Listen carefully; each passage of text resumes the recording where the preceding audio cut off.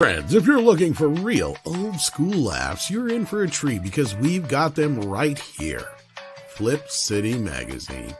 Remember Mad Magazine? Then it went woke? Well, don't worry. Flip City has no chance of going woke. That's right. 4 times a year, you'll get an actual printed magazine full of jokes, stories, comics, and more, all about today's pop culture, entertainment, and woke politics. Flip City takes terrible entertainment trends we love to hate with hilarious parodies of Lord of the Rings, Stranger Things, The Walking Dead, Star Trek, Hunters, and more. Trust me when I say there is nothing else like Flip City on the market. So subscribe today. It will be delivered in print, or you can even get it digitally if you're one of those wacky Zoomers. Either way, follow our link and sign up today, and if you put in midnight, you get an extra 10% off. Check out Flip City Magazine today.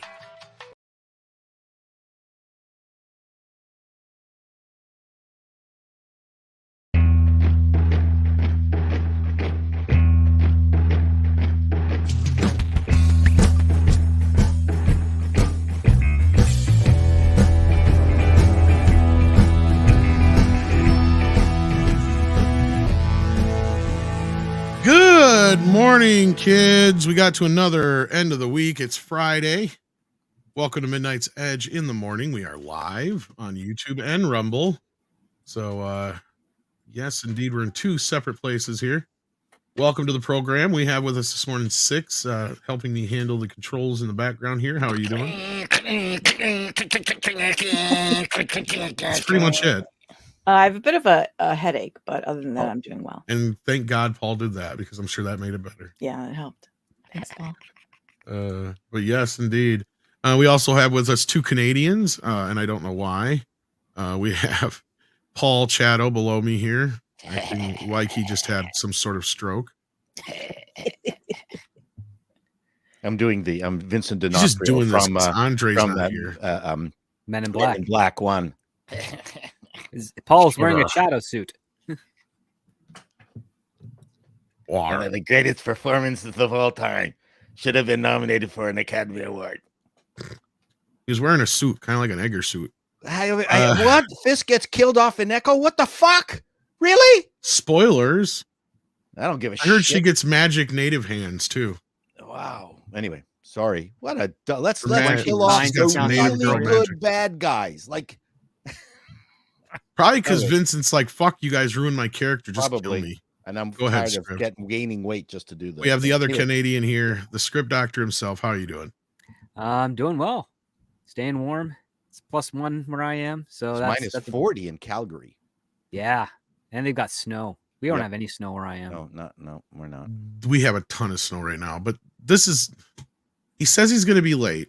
We actually start close to on time, and look who actually shows up early. Oh, finally. Ish. Well, Great. it's a little bit late. Good But morning. anyway, yeah, no, I'm glad to see that you're alive. That's fantastic. You should have thrown Actually- a tantrum, Andre. What the hell are you guys doing getting on before me? No one gets on the show until I come on. No, What the no, hell? I'm glad if we start on time with or without No, he me. tells me to get going no matter I what. know. He's like, good. you just Andre's got a good boss. He's not like me. Oh, egotistical and stuff. Like, how can you start without me? I'd hate to work for you, Tom. I know. I hate to work for me too. Tom, that's the most oddest thing you've ever said. It's true. No, I don't actually, that lie. is Why true. would I Actually, lie? I don't lie. If Tom was Tom's employee, Tom would be a very unhappy employee. That's right. Yes He'd be and no. He'd be telling himself to stop interrupting himself.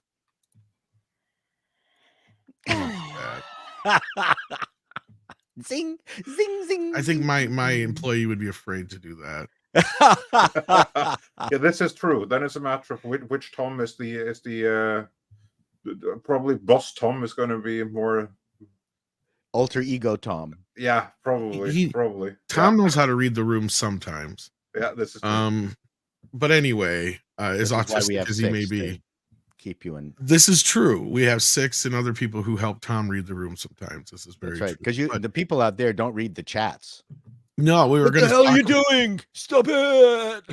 we were going to talk a little bit about the George Carlin stuff before Yeah. you got here, Andre, because we weren't sure if you'd really be Well, go for it. Don't let me stop you. all interested in that anyway, because we were talking about it before the show, and we're like, this is actually becoming a bigger discussion than everybody thought. We talked about it last night on Midnight's Edge After Dark a little bit too, but yeah. So, are you aware of this, Andre, or anything? Do you know what we're talking about? Well, I know that there was some kind of recent George Carlin special in which he came back from the dead to tell everyone that he was right or something.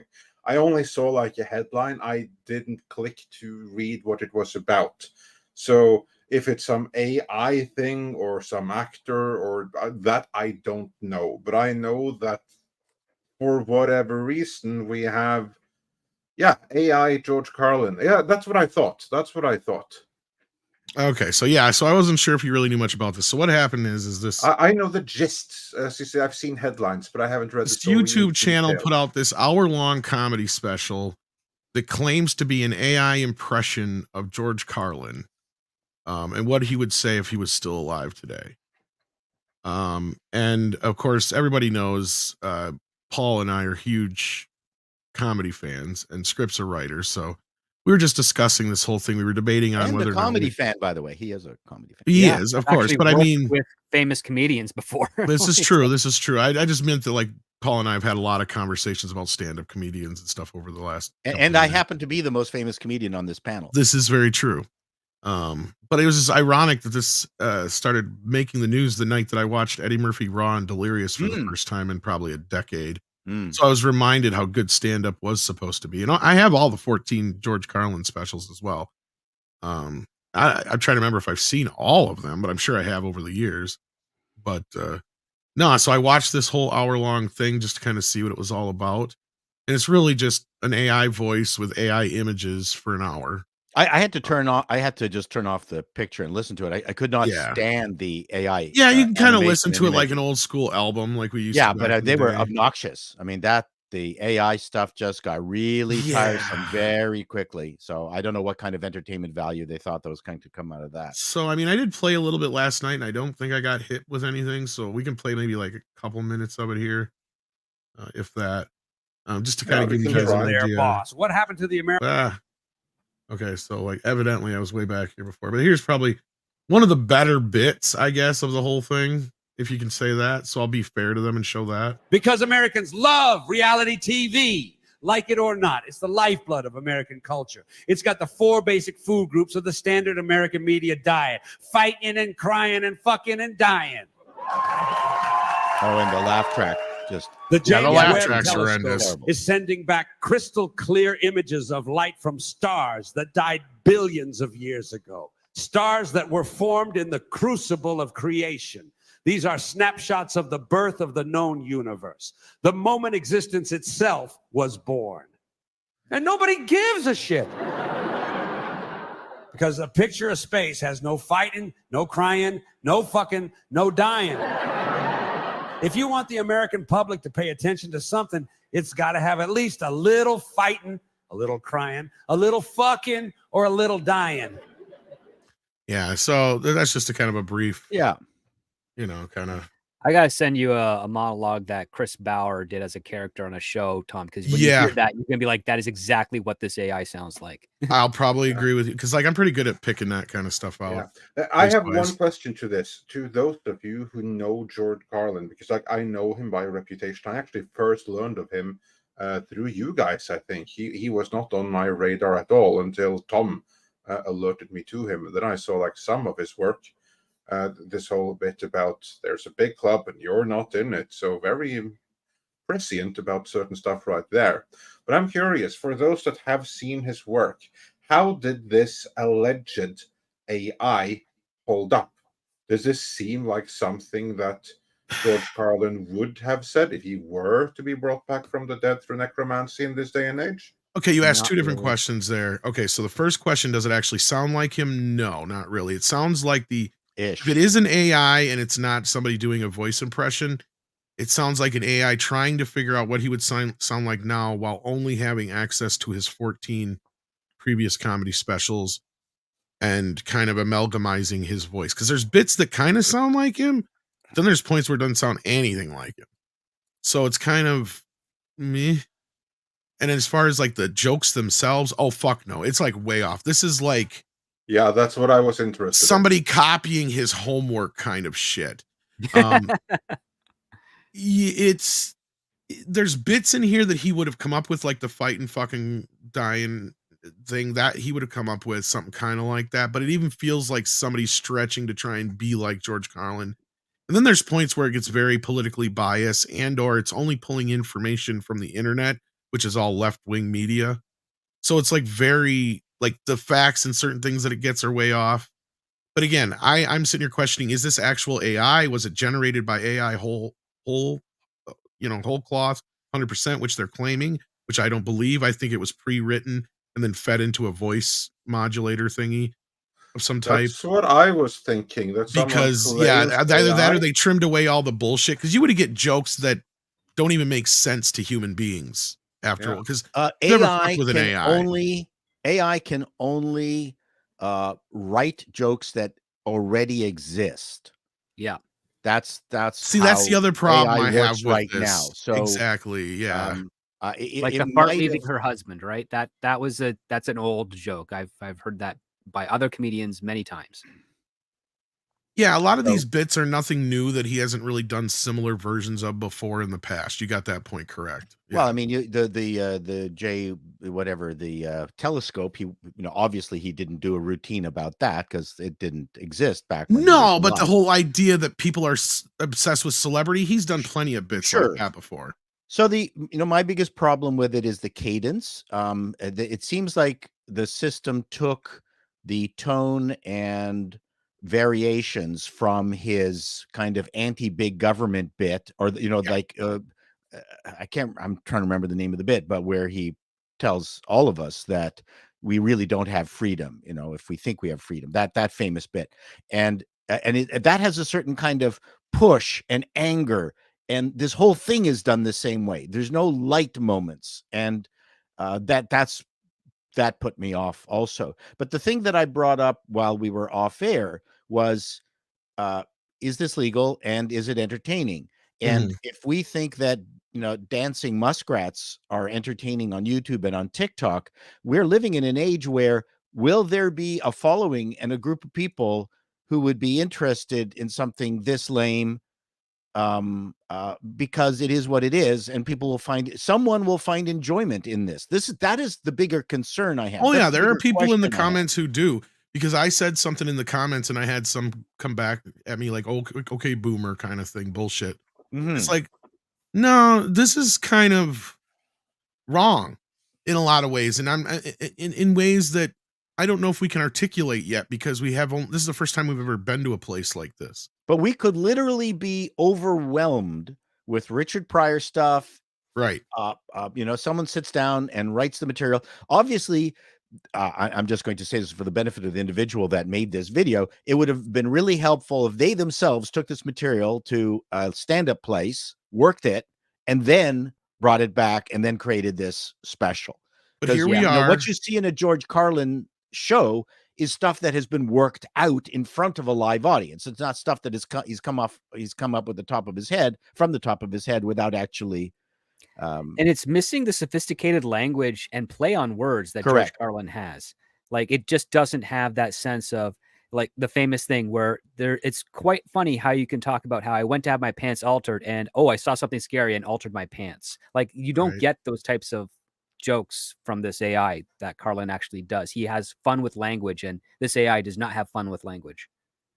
Yeah, and here's what I get from this now. If Paul's correct, and what this is actually somebody wrote it, and they are like, a wannabe stand-up comedian, and they're like, well, this material is good, but it'd be even funnier if it was George Carlin. And we can because here's the thing, don't make any mistake, because I think that is a valid question, Paul, on whether or not this is legal, because they do have this intro here, which they think is going to cover their ass. Yeah, I don't think so. Hello, my name is Dudesy, and I'm a comedy AI. What you're about to hear is my second hour-long special. And I'd like to kill it. Says it's his second hour long. I don't know. I couldn't find his first hour long special. What you're about to hear is not George Carlin. It's my impersonation of George Carlin that I developed. But the difference is now this thing has had how many million views almost, or up over 1 million views now? Okay, 268,000 views and growing. And that's just in the last couple days. It'll be up to 1 million views. And we're going to help it grow bigger. But unfortunately, and that's what I don't want. But but that being said, my point. Let me finish this real quick. Sorry. That's all right. This is no different to me than you can't come up with something fucking new. Like all the fucking stuff in Hollywood where they're constantly dragging in their old IPs and interjecting their new bullshit in it. That's to me the equivalent of this. Only they are literally taking the dead body of somebody and their voice and their image and going, here you go. And they're profiting off of this. And I think you're right. I think his family should get involved with this because I don't think this is right. And I don't think that anybody should be able to do this. And even them, even if they were doing this themselves, his family, I would say you are fucking sick to do this. And my point is that even though they tried to indemnify themselves with that intro, you can't do an hour of someone and say, oh, this is just a thing we're doing. That to me is completely illegal. If they went, okay, we're just going to do 5 minutes of stuff that kind of sounds like George Carlin, you can get away with it. But you can't do an hour long. Now that indemnification just will not work. You have now crossed the line. You are now pretending to be George Carlin. Fuck off. Yeah, and the family did respond, and that's kind of what got more attention to it, I think. Because his daughter did come out and say, there's one line of work, or no, I was where did I hear? Okay, here it is. My dad spent a lifetime perfecting his craft from his very human life brain and imagination. No machine will ever replace his genius. These AI-generated products are clever attempts at trying to recreate a mind that will never exist again. Let's let the artist's work speak for itself. Humans are so afraid of the void that we can't let what has fallen into it stay there. But this is going to proliferate. They're going to take John Wayne or people that are maybe in the public domain, and this is now going to become a big deal. There's just no way around it. The thing that I think is going to be interesting is when people come up with AI versions of AI versions of AI versions. Well, we already have that music, Paul. What? We already have that music. Oh, yeah, it's true. Were you here the day where I said that I was in a store and I heard some song that was sampling Sweet Fantasy by Mariah Carey, which is already sampling Tom Tom Club. So I said, we have songs now that are sampling songs that are sampling songs that are sampling songs. And the lady at the counter says, well, you can't, sometimes everything's already been used and you just got to, no, I'm like, no, bullshit.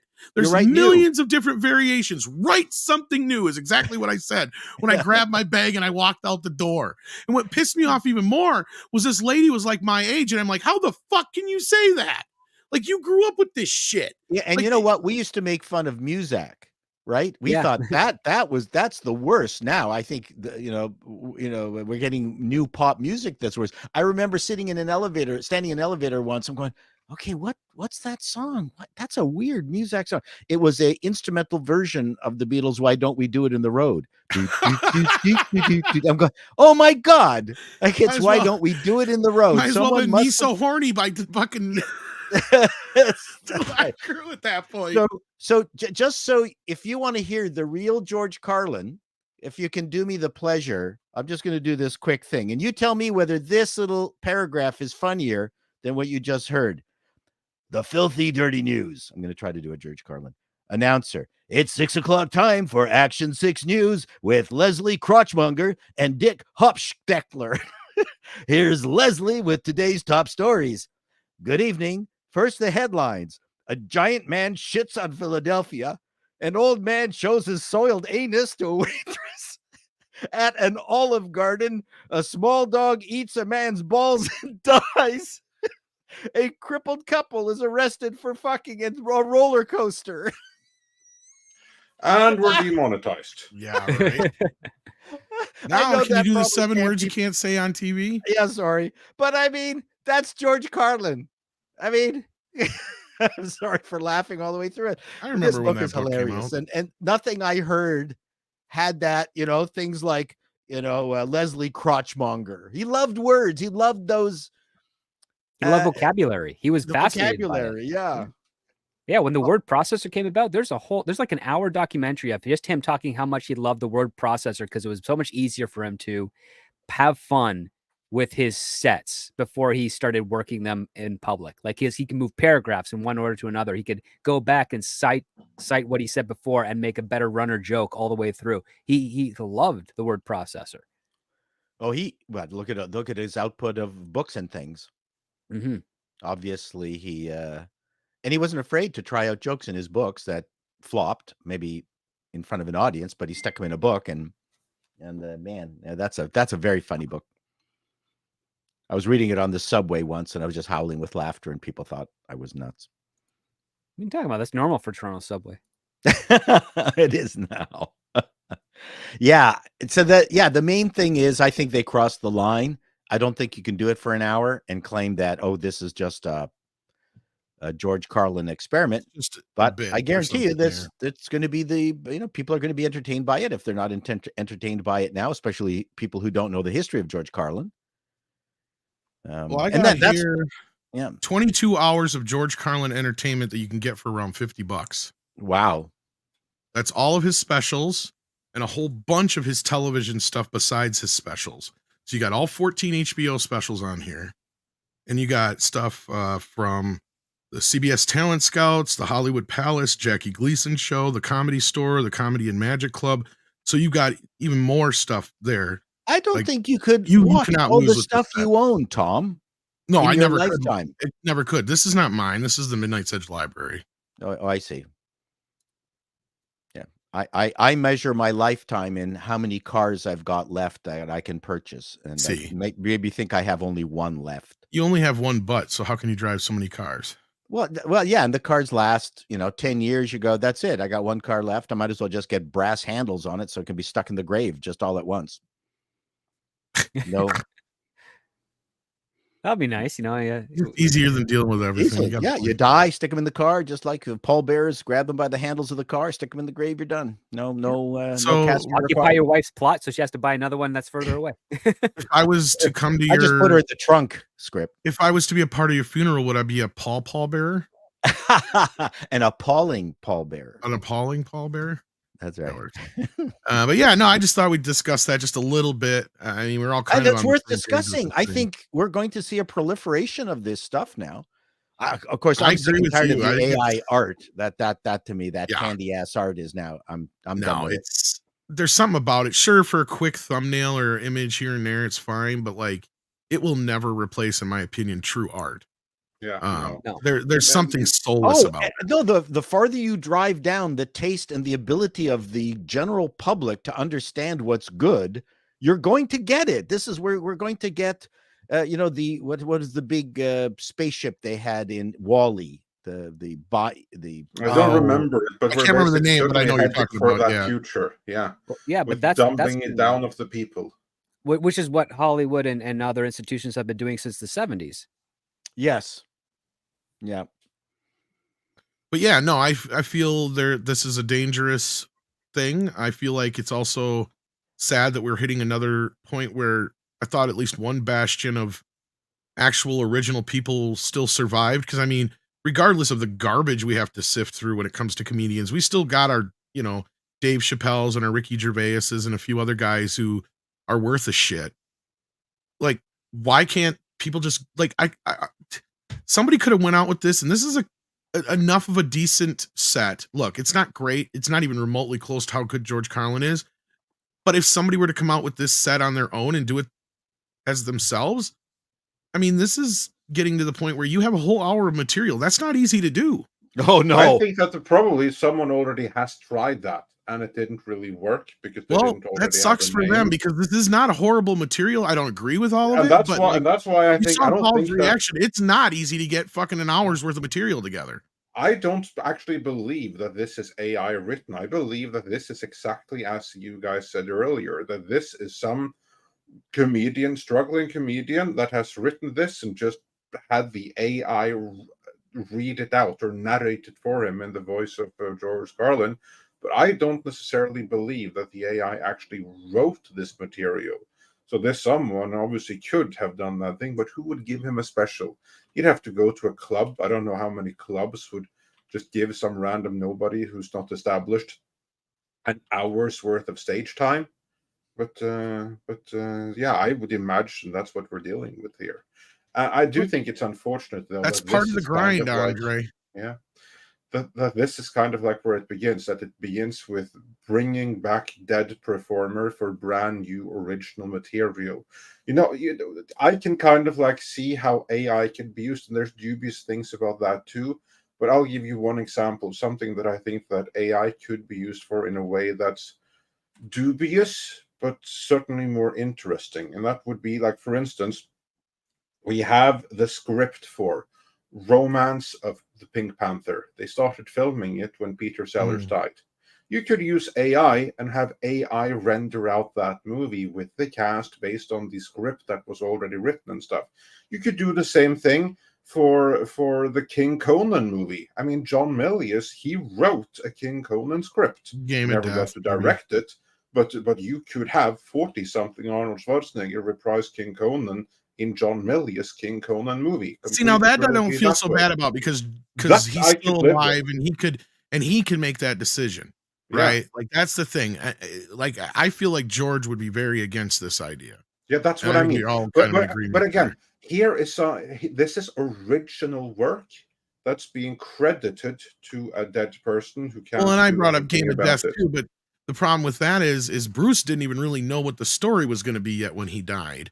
So you also have that problem. At least with the Pink Panther, they have the script to go by. That's exactly what I mean. So you see, I mentioned specific examples where you had the script, the movie was a go, and then for one reason or another didn't happen.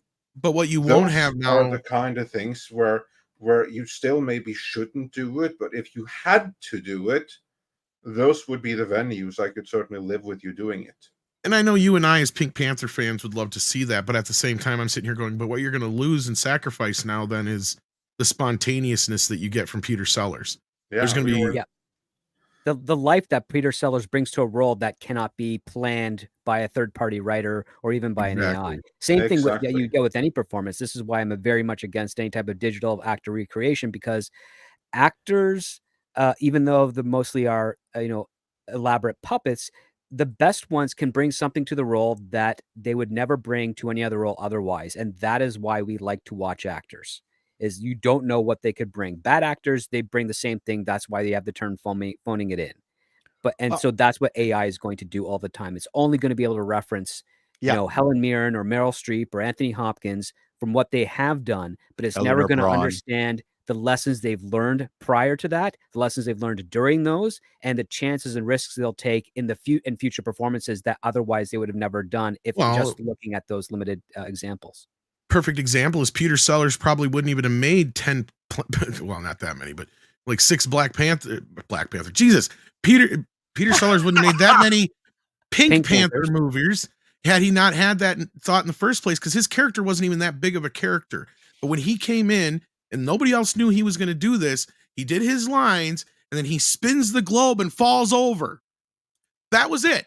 That was just his little improv they added at the end there, and the whole crew fucking lost it. And from that moment on, they just kept telling Peter, throw something in here like you did the first time. And then eventually the movie became more about Peter Sellers than anybody else. And the funny thing is that he was even the last-minute replacement. He wasn't even the originally cast actor. He was just meant to be the antagonist. Yeah. Yeah. No, he wasn't intended to be in the movie at all. It was a different actor cast as Clouseau. No. But I mean, the character itself wasn't even meant to be that big of a role. It was just meant to be the antagonist for David Niven. David Niven, yes. Yeah, the moment he come in and did his first speech, and then he spins the globe and falls over. The globe bit was not in the script. That was just Peter being Peter. And like I said, that changed the character from that moment on. I wouldn't be surprised if Peter Sellers planned that to try to take over the movie and become most likely maybe become the thing. Now, it would have been great to have seen the Pink Panther in Wakanda. See, now that's actually it'd be better if we just get Peter Sellers in that movie. I would have been much happier. Not tooting my own horn here, because I'm not obviously that well known, but anytime I write one of my bits, I have an idea of what I'm going to do, but once I turn on the camera, I cannot tell you the number of times that it goes in my play of it goes in very different direction from when I originally wrote it. Oh, I And- know. I empathize. I know exactly what you mean, because even though I don't do bits, I do editorials. And Right. sometimes when I am out in the street, then suddenly I'm in the zone. Right. And I have a whole video coming clear to me, and I'm like, I need to record this right the fuck now. And 2 hours later, when I have the chance to actually do it, gone. And that stroke of brilliance will never be heard. Well, you know, you're in the moment Yeah. often when you're doing comedy, and the way you do and the way you pitch something can change the tone of what it is that you're talking about. And you can pause on a word, and sometimes you have no intention of pausing on the word until you're now just you've got the rhythm, and you're riding the bike as you're reading what it is that you've written on the teleprompter, and then there's just a moment where you go, you know what, I'm going to stop on this word, but you don't plan on it. Yeah, you mean, so yeah, some things you plan, obviously, but there's, you know, you get into a zone, and that's how stand-ups that obviously that that do bits with the audience. For instance, Russell Peters, I'm not a big fan of his written bits, but he is an absolute genius when he goes off script and he's talking with the audience. It is the funniest stuff. He is so fast, like unbelievably fast, yet his written stuff, I don't care. His written stuff I've heard from other people and geriatrics when I was in high school. Right. Howie Mandel's the same way. His written shit is not very good outside of Bobby, but once if he's just interacting with the crowd, he's great. And I think that's where he got so popular, and that's how he knows how to work a crowd real well. But yeah, no, and Eddie Murphy was also one of those where, you know, I watched on that Delirious DVD I got. It's all about, he talks to this other comedian about just doing his stand-up, which is a rare thing to get him to talk about. And he even talks about how long we talked earlier about how long it takes to just get an hour's worth of shit. Oh my God. It took him years to just get 15 minutes worth of usable stuff. He's like, my earliest bits were about, eating boogers and taking a shit, because that's all I'd done by the age of 15, And back in the vaudeville days when you didn't have TV and radio, well, you had radio, but when the stock and trade of the stand-up was the one routine that they had, it would literally take them 20 years to get 40 minutes worth of absolutely killer material. Yeah. Now television has, and YouTube especially, has made routines disposable, but people do like to see stuff over and over again. I mean, especially if it's a good routine. But I don't know how many people will watch the Ricky Gervais or the Dave Chappelle stand-up specials over and over again, unless they invite friends. I mean, I know people who invite friends over and go, "Oh, okay, watch this." That used to be a thing. Yeah, that used to be a big deal. Well, we used to listen to the Monty Python albums. The guys I was hanging with in the 70s, we would listen to them over and over again and just howl with laughter. Oh yeah, I remember growing up, my dad and his buddies would be getting around, getting drunk or stoned or whatever, and we'd have like Richard Pryor, Bill Cosby, whatever playing in the background, and they'd be laughing about it. And the comedy album was a big deal up until I think it kind of died with Chris Rock and who was that other white dude that I can't stand, Dane Cook. Those are the last two that I really remember having big comedy albums, aside from Jeff Foxworthy, who I think owns. And there's another era on most of this shit. Another era of comedy that has been completely lost was my parents would obviously have a party, shoo the kids to bed, and then they'd put on the Red Fox album. Oh yes, Red Fox, yes. Yeah, so it was complete filth. But that was the first one entertainment. To go blue, yeah. But it was an era where you would have stand-up like Bob Newhart, but then the parents send the kids away so they could enjoy adult stand-up like Red Fox. I mean, that was a really neat time. Yeah, we don't have that anymore. Mom's Mabley was funny too. She was filthy. Both of them grew up in the, did most of their routines in strip clubs, right? So well, yeah, that's where you had to do it. I mean, even in the Greater Toronto area before Yuck Yucks, you were at burlesque clubs. Well, it's because it started in vaudeville. Performance. Yeah. Well, that's because it all started in vaudeville that way. Yeah, but no, I was trying to think of the last. That there weren't any venues for it. Well, that too, but I was just gonna say, I'm trying to remember the last new comedy album I bought. It's been so long. Other than Ricky's, who we knew, sadly, who passed away this last year. That's the only new one I'd bought in probably years. I'm trying to remember. That era has kind of passed. It has, sadly.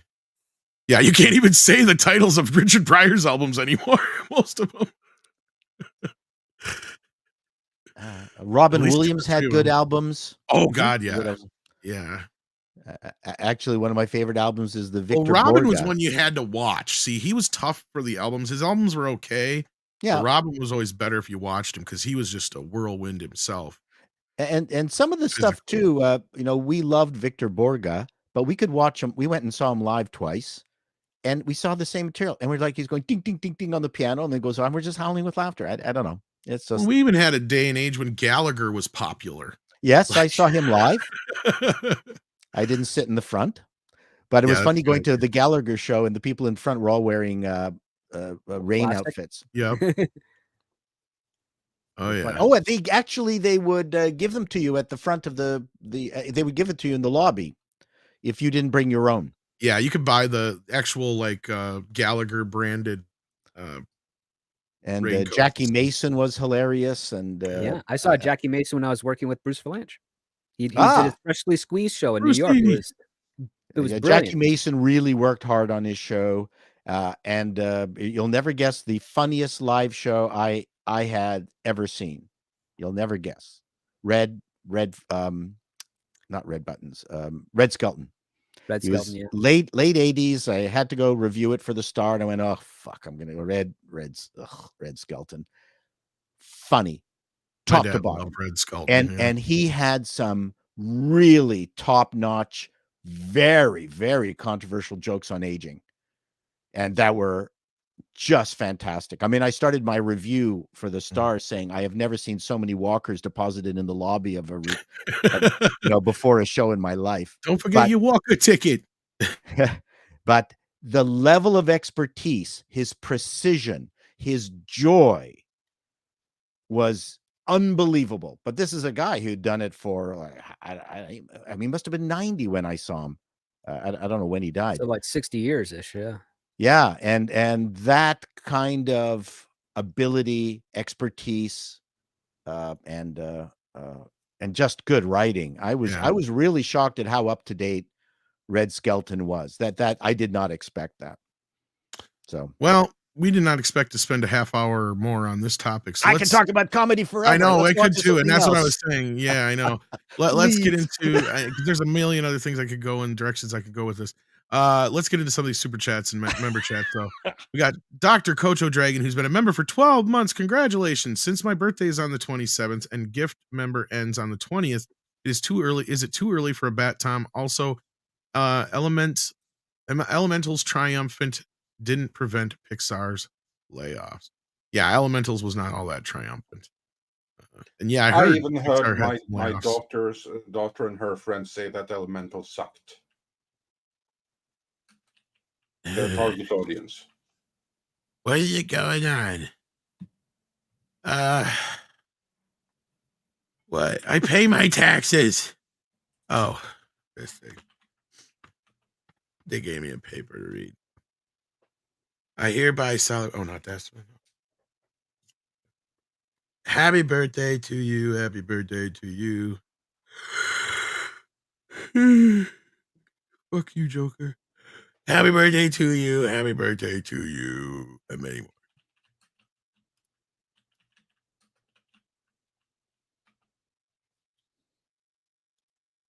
I think Bat Tom was out too late last night. Seems like it. Anyway, happy birthday. Yes, happy birthday, Coach. Happy birthday to come. And I also seen, I think FKH or FKCH 2000, however you say it, I think is also celebrating a birthday in the chat as well. So happy birthday to you as well.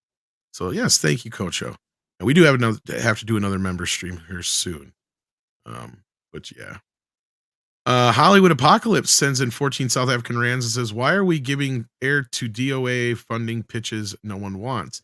Well, what Hollywood Apocalypse is discussing here or talking about here is the J.J. Abrams bit, which we'll get into here in just a little bit.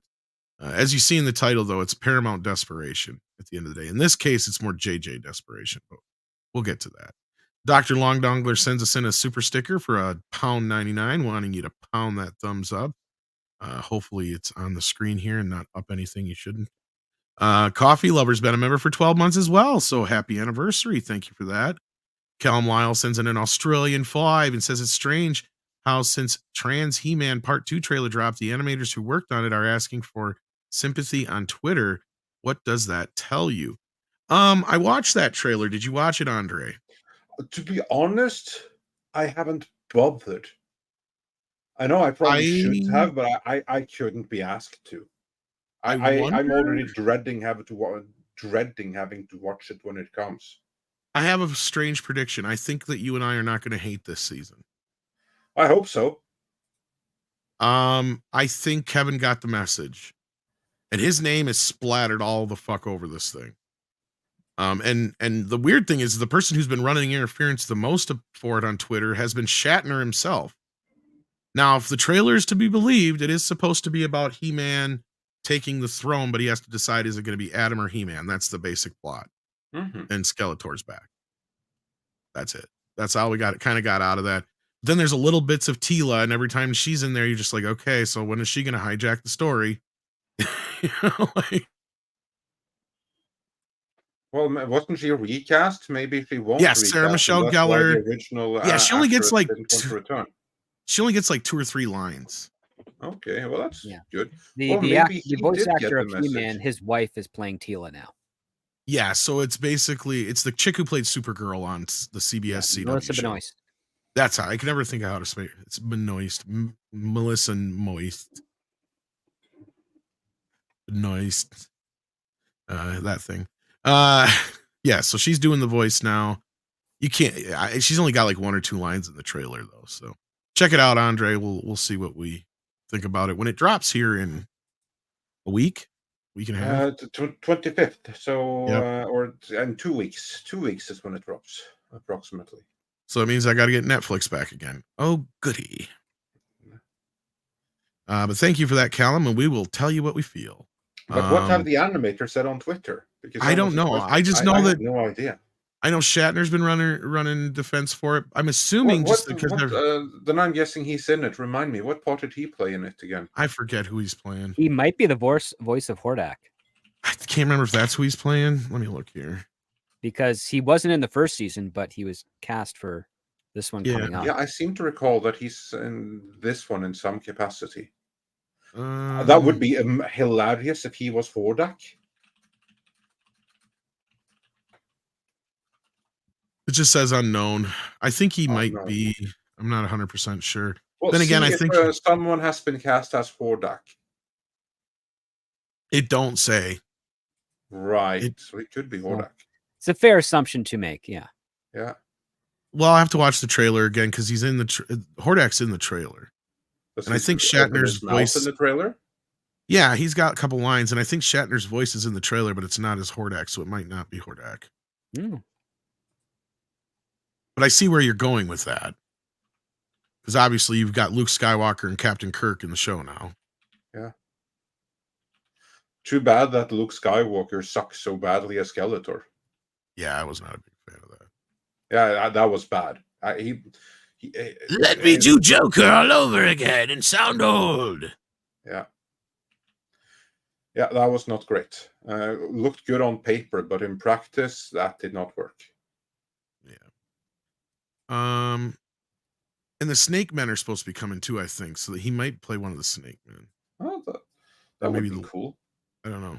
Depending on what they do with it. Anyway, yeah, because here's like the thing. Kevin Smith, he was only the showrunner in name only in the first season. But maybe he was the real showrunner and learned some lessons for the second. I don't think so, though. Well, that's not what he said in public. In public, he basically doubled down and rejected all criticism. Yeah, but he did. If that was the Hollywood answer or reflective of his real answer, that I do not know. But either way, we will, of course, be seeing season 2 and letting you all know what we think about it. And we're some hardcore He-Man fans here. So, like last time, expect no mercy if it doesn't deliver. Yeah. Yeah, we'll have to see how it goes. Jesus Davila gifted 1 membership. Thank you for that, Jesus Davila. We appreciate that. And Callum Lyle sends in another $5 Australian super chat about He-Man. Says, what I mean by trans He-Man, it's implied in the trailer that Adam and Tila might merge into one, becoming some kind of free. Yeah, this is where I'm like, I don't know Oh about my her God. storyline being in it. It's like I have to watch the trailer again. Because I watched it kind of in passing yesterday on my phone because I was out of the house, so I couldn't really hear it all that well. Yeah, so basically, it wasn't that big a priority to watch it for you either. That you actually bothered to watch it. Yeah, same with me. No, but when I'm watching it here, I'm like, okay, I like that look. That looks cool. Yeah, yeah. I've always wondered. Contrast. Oh, Gwildor. You know, like that's kind of like. And then the last shot, it looks like He-Man goes from his, the metal, full metal plate one where the snake, the snake outfit. Yeah, and he goes from that, and then the last shot looks like he's got the Dolph Lundgren outfit on. That's interesting because that's an outlook that's not owned by them. That one is that's the Stout. Yeah, by Stout.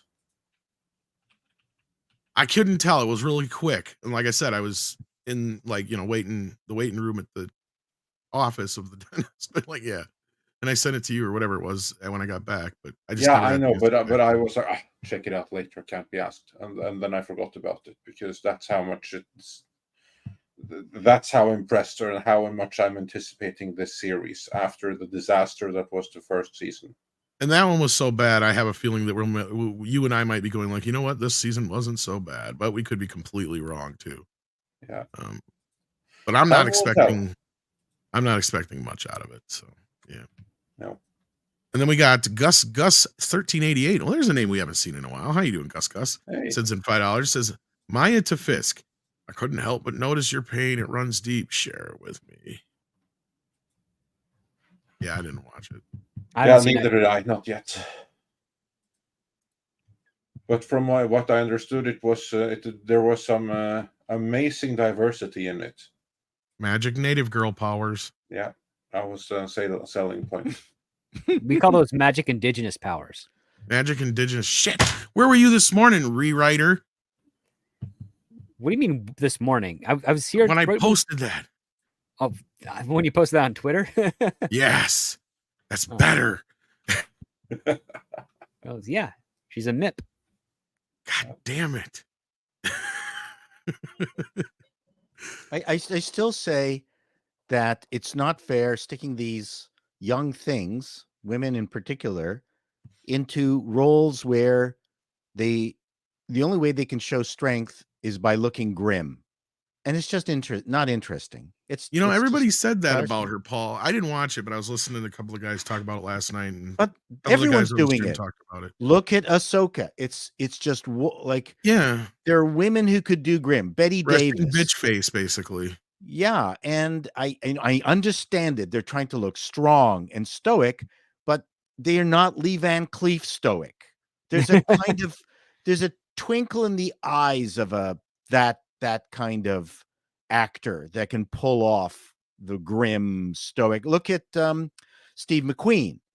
Man, he was grim all the time, but he was action grim. When he smiled, that Irish charm came through. Yeah, it's true. And the other thing they do is I haven't seen this particular edition of Echo, but they just don't want the women to smile at all. This is constant grim all the time. Yeah, but that's deeply problematic. Don't you remember we learned that in Captain Marvel? Don't you tell me to smile.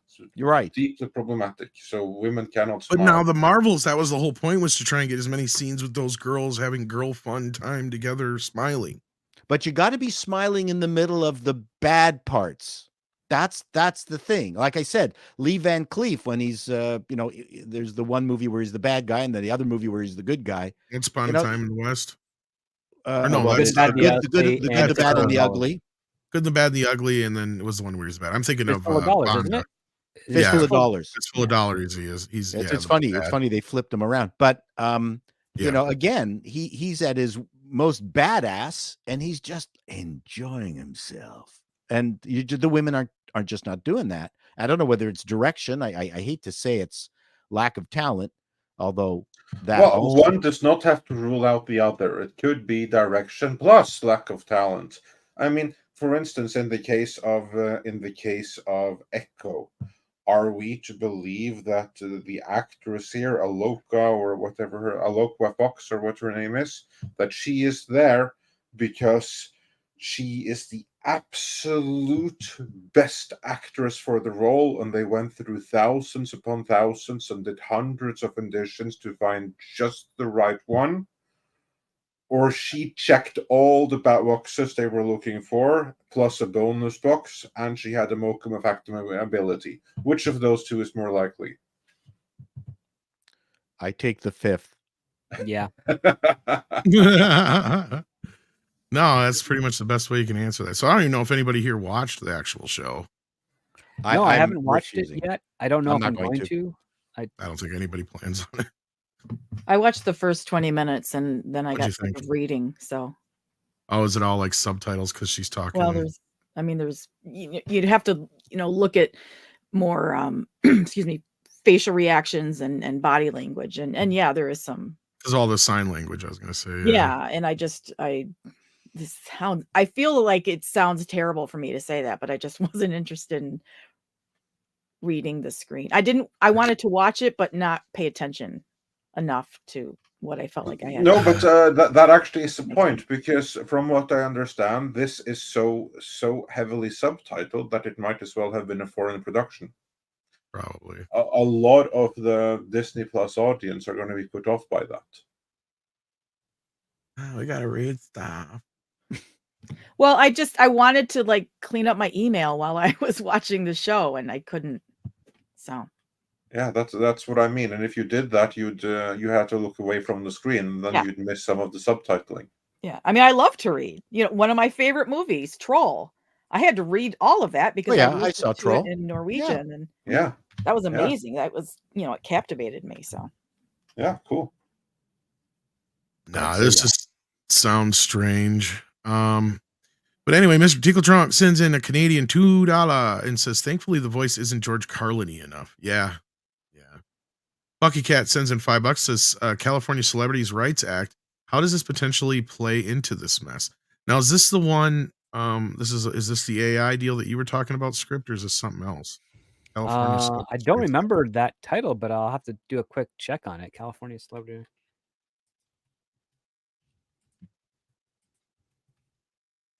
Yeah, it was No, right in this front of is you a there. 1985 statute, which allows celebrities' Yeah. personality rights to survive his or her death.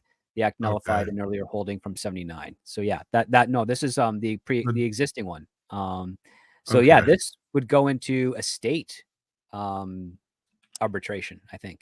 Yeah, so that's why I wonder if because I mean that's where I said Kelly put out her statement, but that's where before the show we were discussing that is like, do they have any legal grounds here? And I think they do, but I wonder the move, right? Because they are profiting off this. You cannot deny that. This is on YouTube. They've gotten well over 250,000 views already. I said by this weekend, I guarantee it'll hit a million. It's gotten too much, heat behind it now that it won't. So maybe that's what they're waiting for, is to see where it settles or where it goes. But I think them bringing attention to it made it worse. Just like us talking about it earlier. Oh, that's the strikes and the fact through. Yeah, we totally fully take. So basically, it's not even doing neurotic numbers, is what we're saying here. No, but it will be by this weekend. That's what I'm saying. It's gaining momentum. It's gotten over 150,000 views since I watched it the last night or whatever it was. Yeah. So, then it's gaining. That's the thing. Or the night before it was, yeah. And even then, it was still pretty low. And I think I'd seen the first I heard about it was when Script and who else posted something about it. It wasn't just you, Script. It was somebody else. I read it in the trades, and it's some of the trades I go through. Was it? It was Robert. Robert, yes. Because that's where I watched it from, was his post. And I'm like, wait, what the hell is this? And then I went to the actual site. And then I saw your tweet about it too. And I'm like, yeah, this is just a stinky little thing. I don't like it. But yeah. Anyway, Hyperguyver 2 sends in another $5 on the Carlin bit. He says, is just as disgusting as when Disney resurrected Peter Cushing for Rogue One. This crosses a moral line that should never be crossed. The difference there, Hyperguyver, is they had Peter Cushing's estate's permission, for better or worse. They just did a shitty job impersonating him. That's the other part too. It was an actor impersonating him, and they just did a digital mask over top of him to match Peter Cushing's physical appearance. Yet they still made it shitty. Yeah, it was still terrible. The Corridor crew could have done a better job. Yeah, it's And we're going to see more and more of it. yeah. Get ready, guys. I think so. I think so. And I'm also afraid that we're not going to be seeing it in the way that where it could be used for its best, but just for shock value and click. I fear we're going to see it used for its to its worst ability, which this would be an example of. Which is basically wannabe original creations from dead talent. I'm waiting for the AI version of me. Basically, when they use it to recreate Robin Williams' voice for something or other, that's when I think people will lose their shit. It's got to happen to somebody who's extremely beloved. Like, I get it. George Carlin is beloved, but he's kind of a niche beloved compared to somebody like Robin Williams.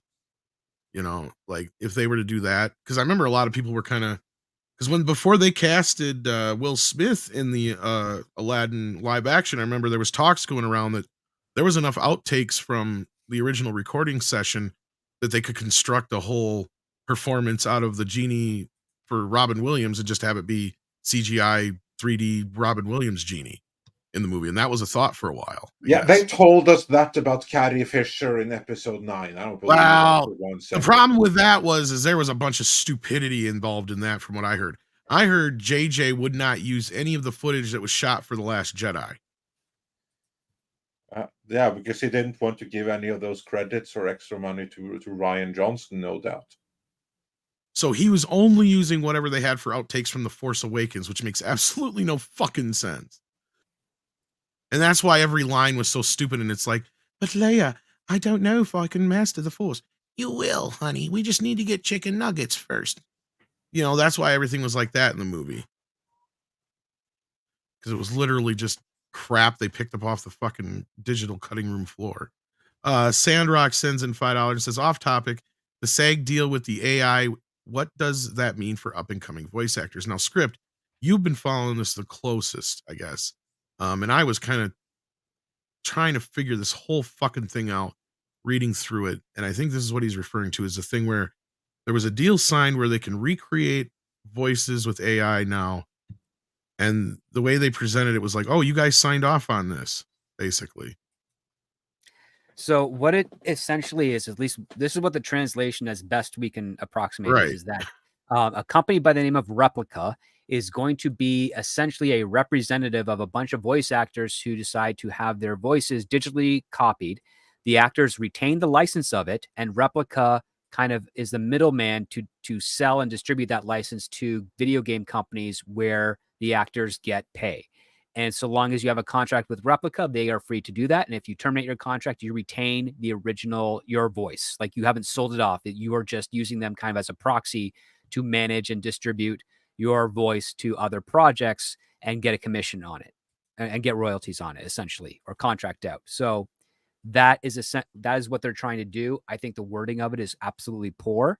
I think it's not the best idea at the moment because while it is trying to secure ownership of voice rights for the actor, you are looking at a company that can easily be hacked or pilfered any exploited in any way that they could steal your voice, use it, and then you have to start hunting them down legally and then prove theft and prove a whole bunch of damages and whatnot, all based on the fact that you volunteered to have your voice digitally recorded to be used for AI purposes. And then there's also the conflict of, okay, well, what if you decide to pull out of Replica and you have your digital AI voice? What happens to the license agreements that Replica had when it came to all their other video games? That's where you get into the Amazon and the Apple and the renting, but it's how it says you're buying, digital media as opposed to physical. So it's a whole mess of problems that I can foresee in the future. And I had nothing less than what I would normally expect from a lawyer like Duncan Crabtree Ireland, who every action he does is really just to get more money out of actors and not. The more Tom knows. Sorry. No, it's okay. So this is purely a volunteered aspect too. So no actor is required to do it. It's really just opened up an avenue where if an actor feels like they're not going to they want to retain rights. So maybe an actor learns that they might lose their voice in a few months. So they'll go into a place like this, create a digital recording, and then use that to sell their voice to a number of other companies and video game companies so that they can still maintain work in the event that they're going to lose their voice. Right. So yeah, it sounded really complicated to me too. I was just like, what the? Or die soon. Yeah, or die. They've contracted some illness, and or you have like the situation where I just forgot his damn name. This is CNN. Darth Vader's voice. James Earl Jones. James Earl Jones basically sold his voice to Disney.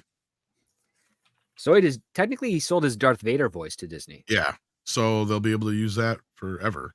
Mm-hmm. And that's another thing that's going on now. And I think this is a problem because, like, I think actors should be really worried about this. Not the ones that are being used, but the ones who are not going to be used now in the future. Because that, I think, is a problem here, because it's bad enough we got to deal with all these reboots and remakes.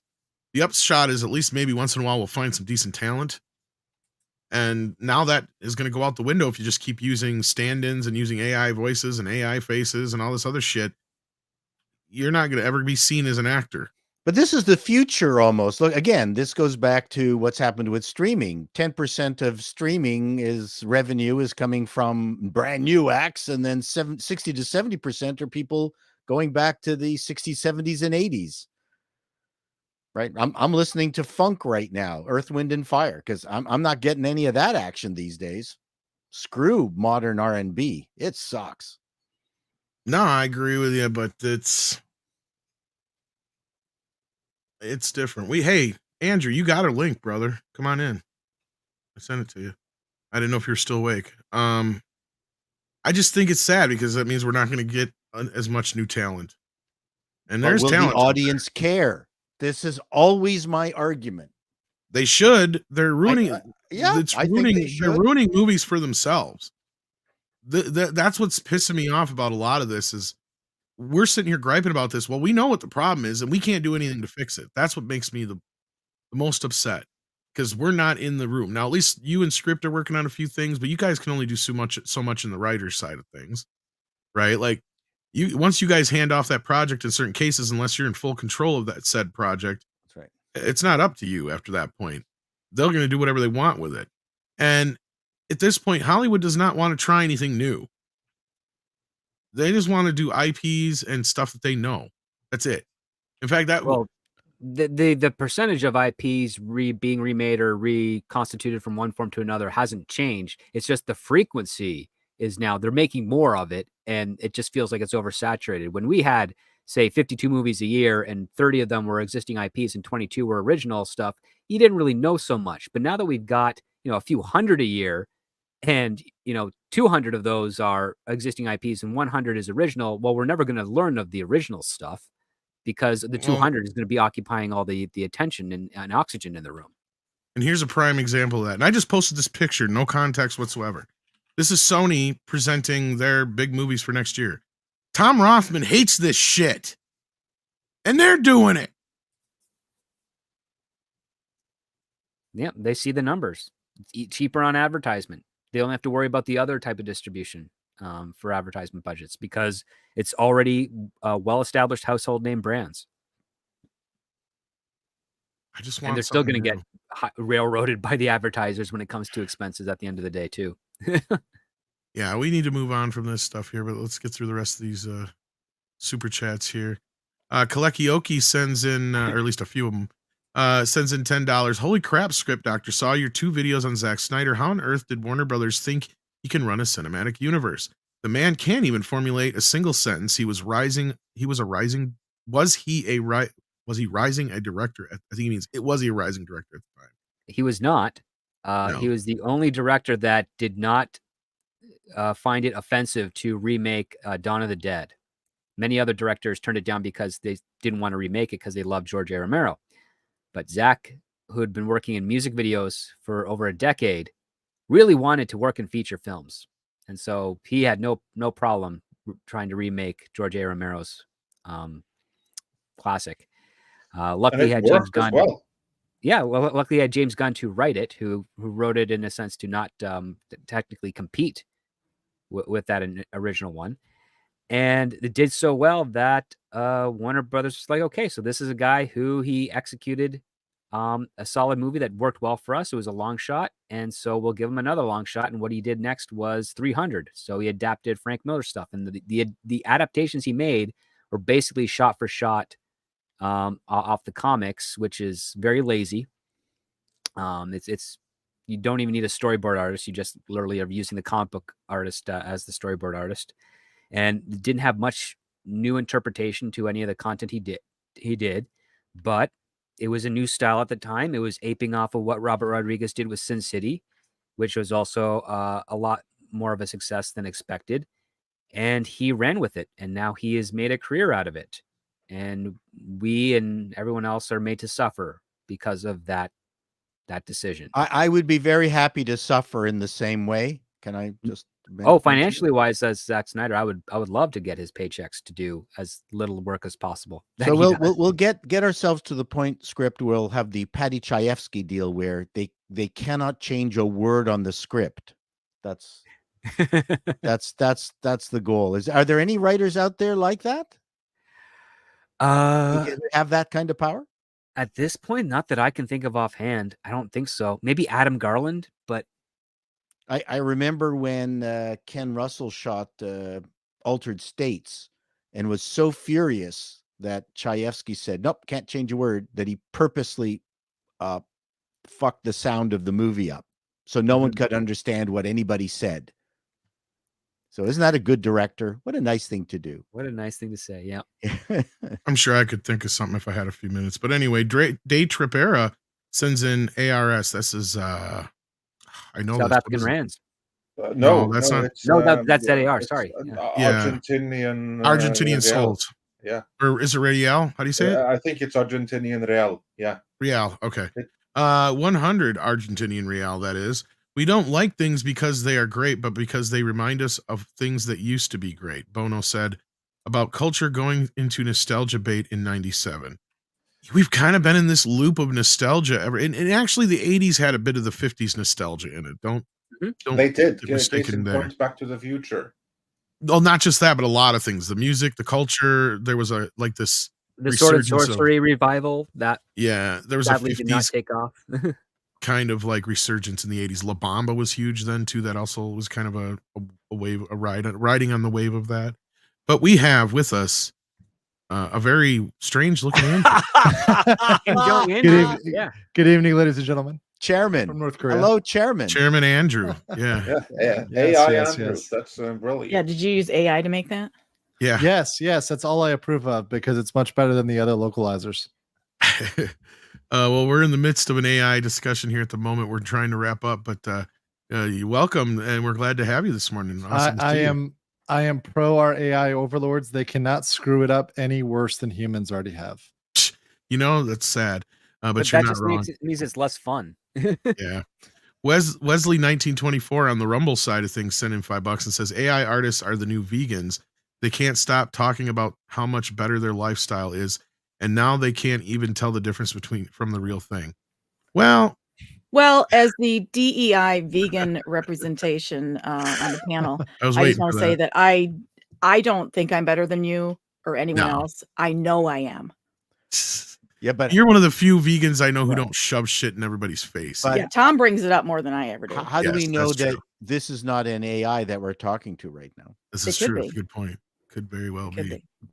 But on that note, Captain Cisco is here. The Captain Cisco, and sends in $2 and says, Top Gun 3 Maverick fighting and flying UAPS. Thumbs up.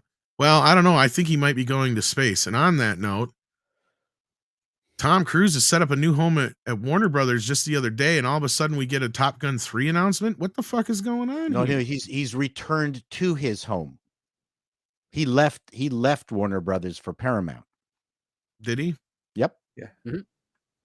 When was this? Because he's like most of his big movies were always at Paramount, except for like maybe Risky Business but he wasn't. Oh no, I mean he did the Tomorrow. He did Edge of Tomorrow, Oblivion. Yeah, but he didn't set up his shop there like he is now. So first of all, let's break this down here. So what's going on is Tom Cruise He's still making movies anywhere he wants. This is not an exclusive deal, but he has now moved his production offices over to Warner Brothers from Paramount, where they were before. And now today we get the announcement that Top Gun 3 has been greenlit. For Paramount, though. For Paramount, yes. Yeah. But I'm at the point where I'm starting to wonder if Paramount's even going to exist in a year. Because there's all kinds of shenanigans going on behind the scenes right now. We have a cash offer from Skydance for Paramount, but Skydance is only worth half of what Paramount Global is worth. But I'm also hearing they might try to shave off CBS for Warner Brothers, which would make sense because then Skydance could come up with that kind of capital. So here we go. Weird case scenario, though. Then on top of it all, Top Gun 3 is now in the works, and we get some Star Trek news, which we're going to get into in just a little bit, too, in the last couple days here. So what the fuck is going on? I don't know. Paramount is like on less than life support at this point. Like they are literally like, what was that? The defibrillation or whatever. I'm not Can Tom Cruise just put it on his credit card? Like, can he just buy Paramount? Well, that's what we thought Skydance thing was all about. But if he has his buddy David Miscavige send some more Scientology money to that, then yeah, he probably could. Oh, if they get the Scientology money, I mean, it's done. It's a done deal. Yeah. Anyway, you said something 2-6 about my analogy, I think, because you're the actual medical person here. Defibrillator, is that what you were? I don't know. I was saying it's like basically dying in front of us right now. Okay. Is that where you use the defibrillator to try and shock it back regulate to life? The heart? Or what is that? What that is? Okay, yeah. Yeah, that's actually what it does. Yeah, it doesn't restart the heart; it stops it. Then you kind of like restarts on its own with the right rhythm. And that's where we're at right now with Paramount. So I was right. That's what I was meaning. So okay, because it's like just sitting there, and this company as a whole is only worth $9.5 billion. Yeah. That's with CBS. As basically the value of the two company has been cut down quite dramatically in the last 5 years. So yeah, nice. Something is swirling in my head, and this is just a speculation, but the fact that Tom Cruise is moving his office over to the Burbank offices at Warner Brothers, it would suggest to me that Warner Brothers might be eyeing to get more Paramount than what is let on, and Tom Cruise is just kind of establishing a foundation over there physically before a sale or a merger actually goes through. Said that, which is very weird because I'm still not. I mean, again, unless Warner Brothers wants to spend a lot of money on incentives to certain courts, I really am finding it difficult that they could get a big chunk of Paramount without some sort of pushback from. I don't know. I've been hearing some rumblings because here's the thing. She wants out. Sherry Redstone, she's done. She does not care who gets it. She just wants the fuck out. Skydance has put up a cash offer. They have some backing from Redbird as well. Mm-hmm. Okay. The other side of this, though, CBS is the main bit that Zaslav wants his hands on. Okay. Now, rewind a few months. Remember when Tom Cruise said The Flash was one of the greatest movies he ever saw? Yes. I think at that time, what was going on is ever since Tom and Paramount had a bit of a falling out over Mission Impossible, Zaslav's been whining and dining his ass because they lost all their talent over at Warner Brothers through the Kalar situation and all Emmerich that stuff. Yeah. And Emmerich's bullshit. So like Nolan jumped ship and all that kind of crap. So all they've got left is Clint Eastwood, and he's got maybe 5 good years left in him if you're lucky. One car. I measure it by cars. He's got one car. Okay. One car life. Yeah. One car life left in him. So at this point, he's got to start building his stable back up. He's already got James Gunn in there. Tom Cruise is arguably still the biggest star in the world, right? Now, on that note, I think that's what happened here. I think Zaslav's been whining and dining him ever since. They know that the chances are whatever happens in the end, most of Paramount and CBS is probably going to wind up over at Warner Brothers because Skydance does not have the capital to do this.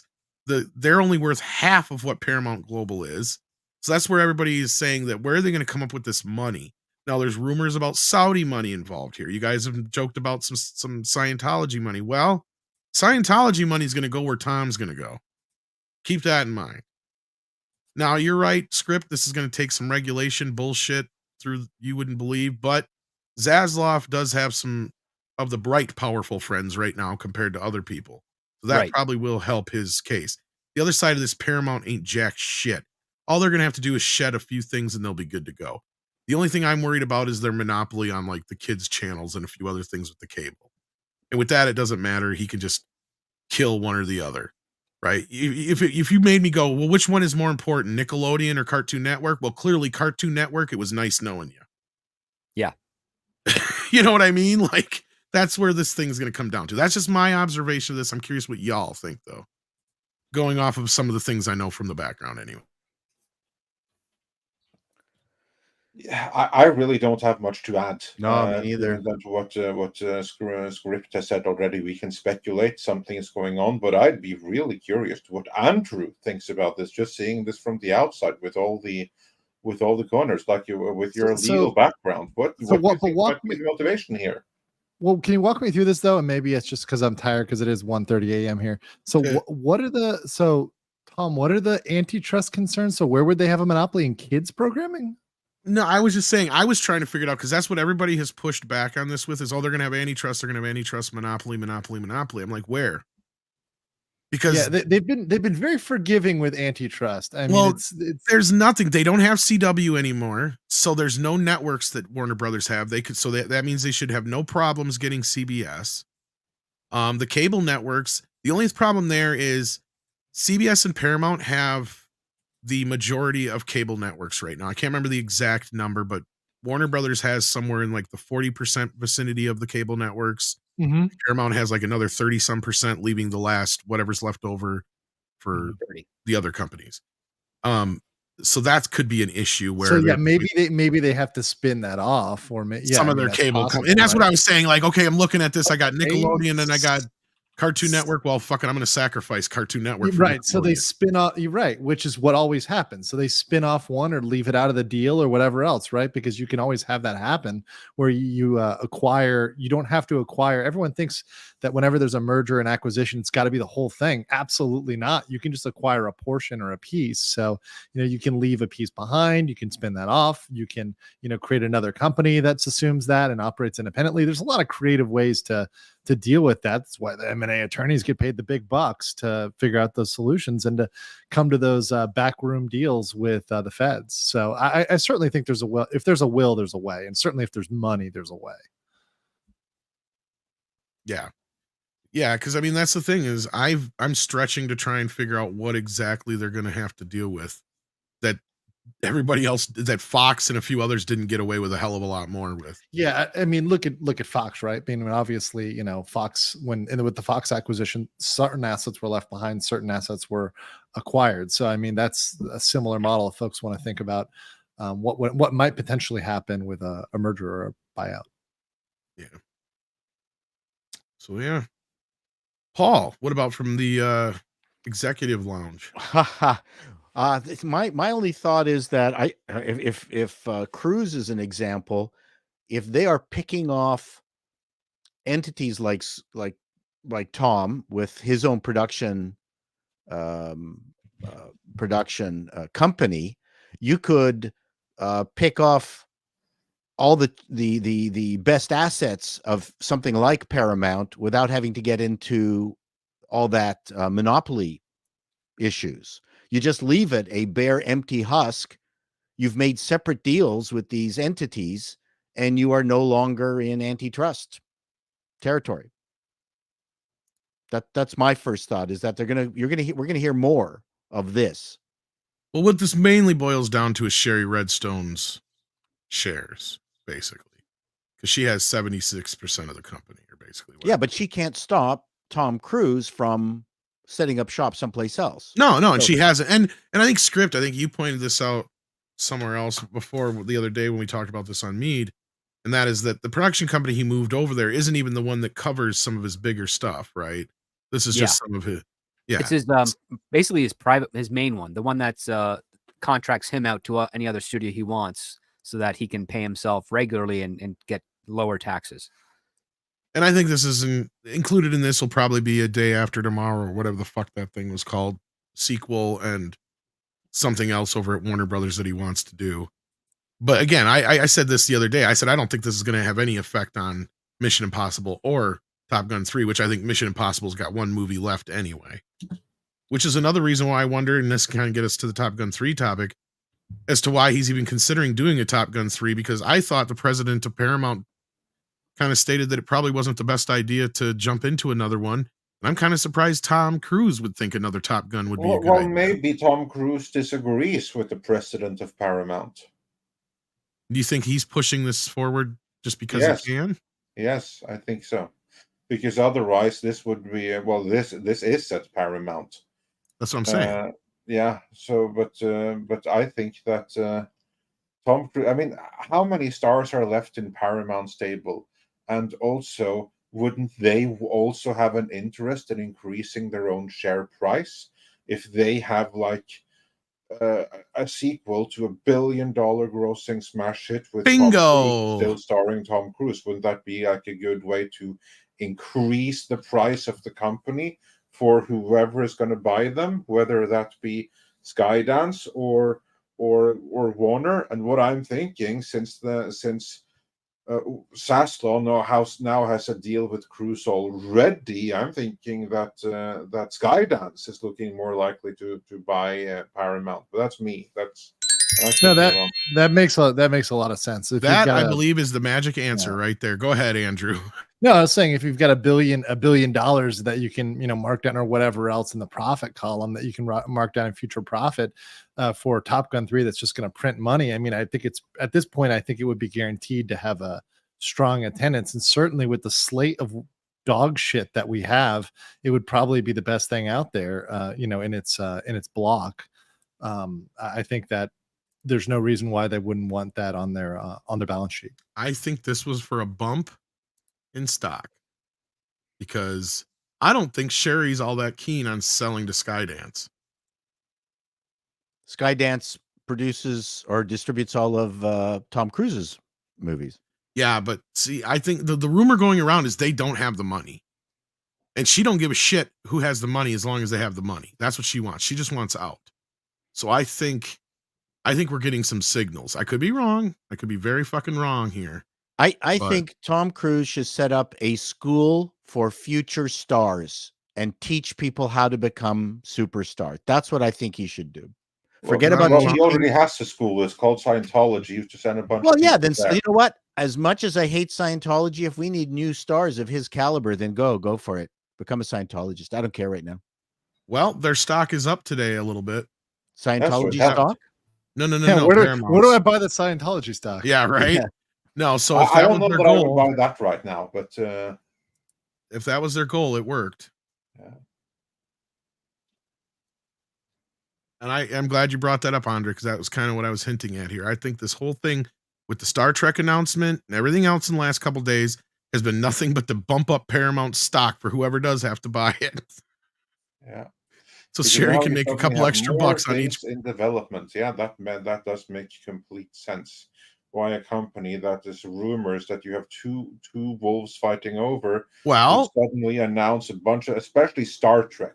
I mean, we have now had an annual tradition of having a new Star Trek movie announced yearly, going back to 2016. So we're fast approaching a decade now. Well, you're getting a little ahead of ourselves, but that is kind of part of the same story here, actually. So we might as well just get into that. But no, I think 100%, because some people in our sphere think, is this just another financing ploy? Could be, could very well be. But no, I think what this is, and you know what I'm talking about, Andre, I think this is like when Bob Iger bought Lucasfilm. They're trying to bump up the worth of the company right now by announcing all these projects that are never going to fucking actually probably happen. Yeah, I mean, that's classic Hollywood accounting. Because of course, this is right on the cusp of not one, but two Star Trek films, kids. So they changed the song a little bit here, Andre, just so we couldn't reuse our video from before and insert new director here. You know what I mean? Because really, they listened to us. I'm sure they did that just to fuck with us. That's what I'm saying, fuckers. And then Nightwish fan 1991 sends in $10. Thank you so much, and says, "Guess it's that time for the annual Star Trek 4 news." That's right, it is. It's January or April. That's usually about the same time every year. We get the new Star Trek 4 news and find out who the new director and writers are. I mean, the thing is, Paramount has still got like a vast set of properties. I mean, they're a lot like Warner's. I don't know if everyone realizes all of those properties. What's more important? A bunch of incompetents that don't know how to use them. That's that's about right. Then it doesn't help what kind of properties they have when they bungle them completely. With and they have. And network TV is dying, but I mean they've got so many. Nickelodeon. I mean, we all know about that, and let's not forget about Bet TV. Like we all watch that. Yes, I do every night. I believe it's BET TV, Paul. Oh, thank you. See, I'm not, there's no betting involved. I was very disappointed. Sorry. I'm like, when do I get to bet? And I'm just sitting here watching, and I'm like, when is this lady gonna quit singing? Bet. Now I get to bet finally. $20. No, they're just huge. It's a huge company. Okay, so the logistics of this now are we're not only getting a Star Trek 4, which JJ is supposedly promising to be the last in the Star Trek films. Because that's the other bit of this news is he's coming back according to he's been given the reins of another Star Trek. Really? He's got nothing else to do. No, but why would they let him do anything? Because it's Alex Kurtzman who decides, and Alex Kurtzman is going to give his old friend and mentor some more money. When you say they, remember you're referring to Alex Kurtzman. Right. Yeah. Well, who Alex Kurtzman owes, although I heard they had a falling out, but that could have been just rumor. I think that was just rumor. And the other one is supposed to be a prequel, so basically another Enterprise era movie. Yeah, I heard that. Okay, is this not the same project, Tom? Because the J.J. Abrams thing is like this is no longer Star Trek 4. This is now, I think, he's given up on that. So I think there's it's still Star Trek 4. You must not have read the article. There's 3 actually, depending on who you listen to. Even better. Because the other thing that's going on now is there's some sort of confusion. Because Patrick Stewart said that there was some Picard movie project. And then somebody told me that was him. He misunderstood Legacy.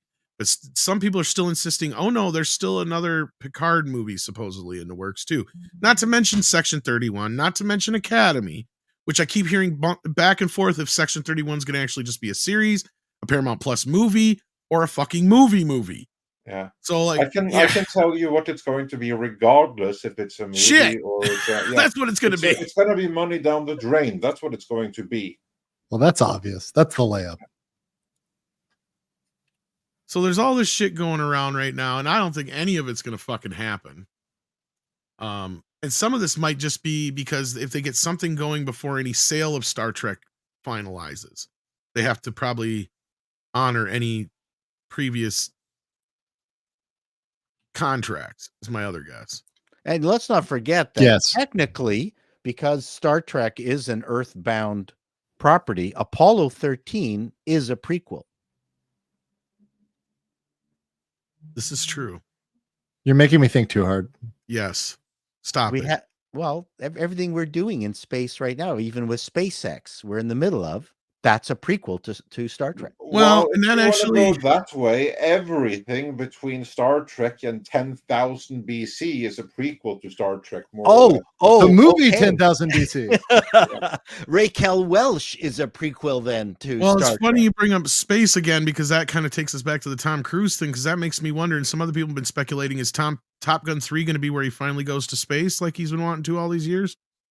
I mean, that'd be pretty cool. If there's like space fighters, that would be cool. Not gonna lie. Like, let's just go full rope. Is this thing going to turn into ID4 too? Didn't he shoot footage in space already? I don't think he has. No, he hasn't done that. He's been wanting to for the last decade, but like But I can tell you exactly how that could happen in Top Gun 4 or Top Gun 3. How would that happen? That would happen, but he's a test pilot, right? That's his profession. He's a test pilot. That's what he did.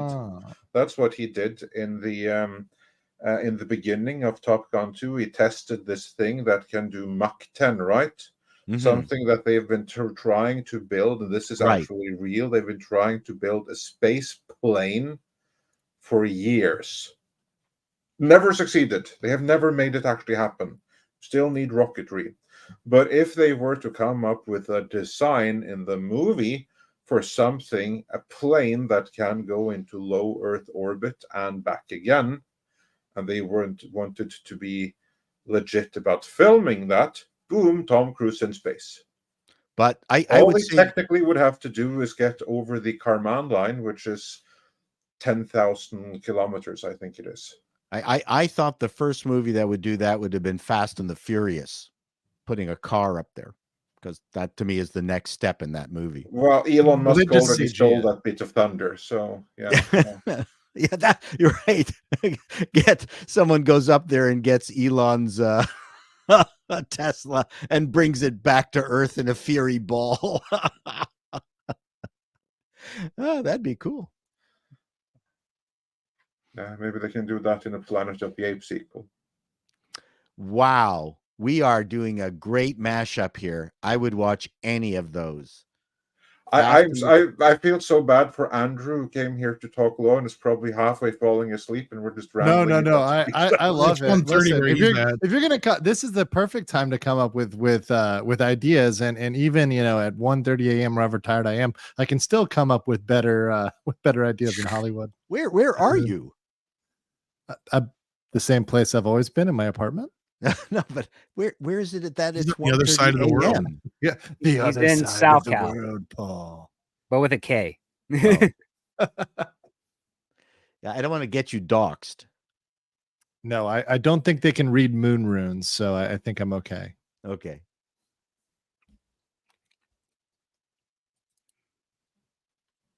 Would Andrew, would you be able to dive in? Not to bring the Carlin thing back. Sure. But did you hear us talk about Carlin and the whole thing about this AI imitating him, and whether an hour's worth of fake Carlin enters into the category of copyright IP? An hour's worth of fake Carlin? Yeah. Did he give permission for them to do this? The estate has not. We've just been talking about that. We started the show with that, but I'm so intrigued from a lawyer's perspective. Right. So there's an unauthorized use of his person, right? So I mean, his voice. His voice. Yeah, that's still that's going to fall under the likeness. Yeah. So image, voice, likeness. I mean, yeah. No, they can't do that without his consent. Or the consent of his family. And given that they didn't get that, since his daughter has spoken out against it, then I think we can assume that here is now an hour wannabe AI comedy special featuring AI George Carlin. What kind of liability are we looking at here? Well, yeah, if they're using that the whole kit and caboodle. I mean, if that's a special that's prominently featuring him, they state can claim the whole thing. In addition, any damages they might want to have for and especially if they sue in California for emotional distress. So, that's on top of it, right? So if this brought back emotional distress because they saw a loved one without their consent, I mean, there's potential damages are through the roof. If I was the type of ambulance chasing attorney, I mean, that's a gold mine right there. Yeah, they didn't indicate if they were going to do anything legally, but they don't decide just yet. Yeah, I mean, the voice, once again, even if it's just the voice, I'm just saying that voice could potentially cause and they're distress. also profiting off of it because it's on YouTube and it already has over 250,000 watchers. And I said, now they this can capture behind it. Yeah, they can capture all the profit. I'm just saying that it's the profit plus, right? Because you want to make them, you want to not just make them. If I'm an attorney, and I'm the estate, I'm trying not just to get the profit. I'm trying to make them disincentivized from doing this again. I'm going for punitive damages on this. I'm going for punitive because they did it knowingly. They did not have the consent. That's the thing. That's the thing you really need to stop with the corporations, and that's why punitive damages are important. Now, of course, most states after some tort incidents put caps on punitive damages, but you could go for the maximum. And I'm not saying that they couldn't possibly win, although the most likely outcome would be a settlement. And if this is just some random dude, this is just like some random YouTuber, not a big corporation, So, because I don't know who has how many done views it. did the video get? I mean, A few hundred It's got thousand. 250,000 right now. Yeah, I'll send you $250,000 I'll send you the story here because I think this would be a good one for you. Yeah, that's enough there. And then once again, if it's up on YouTube, then you might be able to bring YouTube in on that. oh boy, it's getting even more write-ups now. Deeper Holy pockets. Deeper Yeah. pockets. Like I said, I think it's going to be up to 1 million by the end of this weekend because it's getting all the write-ups now in all the different papers. Mhm. But here's the variety version, variety source I had earlier for the story. There you go. So you can maybe do a video on it or something. Yep. You can check into that yourself. But yeah, as far as Star Trek goes, I think we'll all be surprised if any of these things actually happen. Or come to I'll be fruition. less surprised if Top Gun 3 happens, because I think that Tom Cruise may actually really want to do that, especially after the previous Mission Impossible underperformed. That would have hurt his ego. Yeah, I can see him. I agree with you 100% huge on that. boost. Yeah, I agree with you on that. I think if anybody wanted this to happen, it's Tom Cruise. Yeah. And I think it's a bad move, but that's just my own personal opinion. Yeah. Because I think that last one was lightning in a bottle, and I think the fact that Mission Impossible 7 flopped at the box office was proof that Tom Cruise was not the anomaly here. The anomaly was you had a sequel to a movie that was one of the most iconic films of the 80s. That's why. At a perfect time for it, where people were starving for something that harkened back to something we've had in the past. And that was the trailer promised gear porn. That helped. Yep. What were you saying, Andrew? I need to Well, trade. no, it's a family film too. That was one of the only true family films at the time that you could bring your, kids to, or, go with your family. I mean, there really wasn't anything else out at the time. Yeah. And Six had to take off to deal with some personal business. So I just want to thank her real quick. Said she had to leave for all her help this morning, as usual. But yeah, no, it did. It hit all the right notes at the right fucking time. And I don't think that, because it was just a certain element to it that just hit just right, that I don't know if they can do that again. And I think doing a third film right off the bat would be a mistake. How long was it between the first one and the second one? 30 years. And that's what the Paramount president joked about in that interview. They go, what do you think about Top Gun 3? He goes, ask me again in 30 years. Ah, that's what he meant by that. Okay. I'm not as smart as you. Yeah. So like, he could have just been joking, but at that point I was like, that's the smartest thing you could react to that, because that's what you don't do. The next thing you do is Days of Thunder then, or something like that. Go to something else. If Tom Cruise is smart, you don't try to tap this well again, because you're just going to fuck it up. Yeah. There's no way it can catch that lightning in a bottle twice. But amongst the dumb money people in Hollywood, it's the simplest dumb decision. Oh yeah.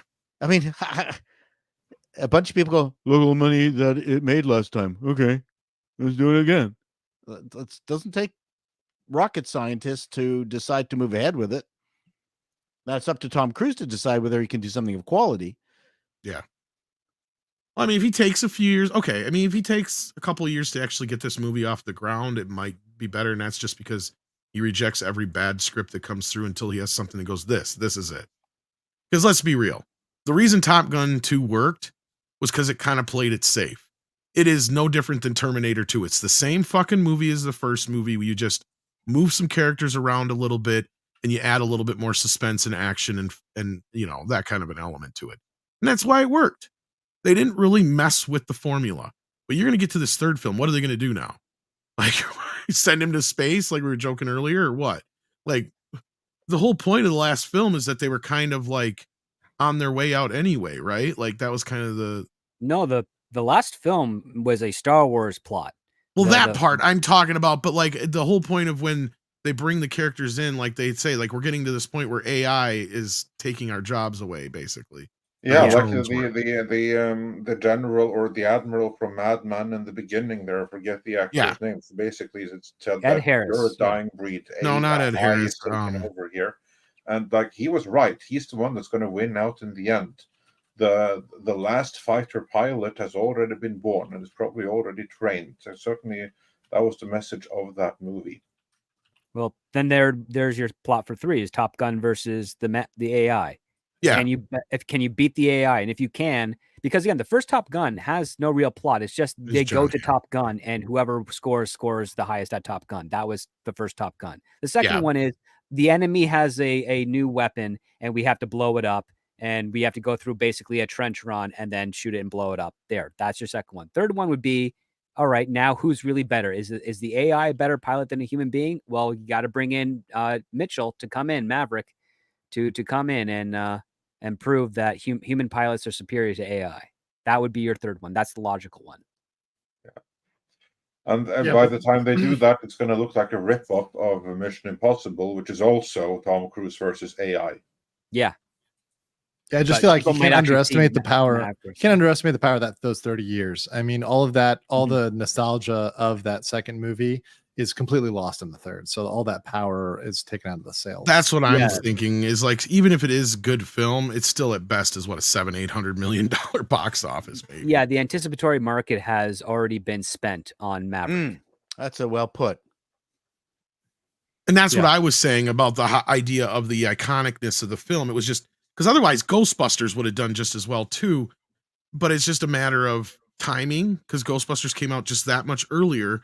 Because we're going to see now how Frozen Empire does, but the problem with that is it's up against some tough competition. But speaking of that, the Ghostbusters Return wasn't that great a movie anyway. Well, it was sandwiched in between theaters still slowly opening up and Spider-Man. See, that's the problem. Is like we still had this point where people weren't quite sure or ready to go out yet. And people enjoyed the film and all that, and it was a huge, upstep from the last one, and it did well enough that it covered its budget. And I think because Sony turned around and they greenlit this sequel like right away, and I think the reason for that is it did very well on video.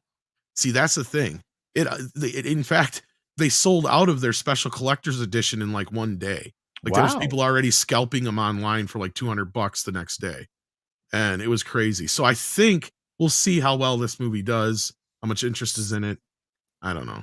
So when is this coming out? Frozen Empire? This comes out in March. March 22nd, I think it is. And I argued now that it's sandwiched between Godzilla and I can't remember if it's Kung Fu Panda or one of the Despicable Me's or Kung Fu Panda things. I said they'd be better off moving it to June where there's absolutely no competition really. And guess what? It'd be the 40th fucking anniversary too. Mm-hmm. And June 6th is on a Friday, which is the 40th anniversary of Ghostbusters. Yes, but sadly, executives and marketing departments don't think that is as important to the core audience or core fan base as the actual core audience acknowledges it is. And and as here's my marketing kicking in. This is how you sell the movie. This summer, when it's so hot outside, go where it's cool. The Ghostbusters Frozen Empire this summer in theaters. Yeah, that'd be great. What I didn't understand in the trailer is all those icicles coming out of the ground and almost nobody got killed. Like really? It's a family movie. It's a family film. Okay, how'd they just miss them all? That's because they moved. Okay, they just got out of the way.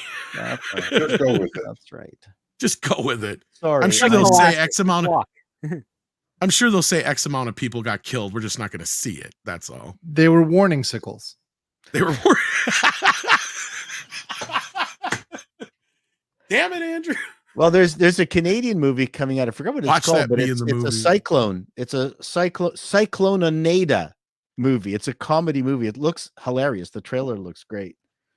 But the cyclone just shows up and then wreaks havoc. It's quite funny. So so since this comes out in March already, they're ramping up the Empire just put out their cover for Ghostbusters here. The two of them.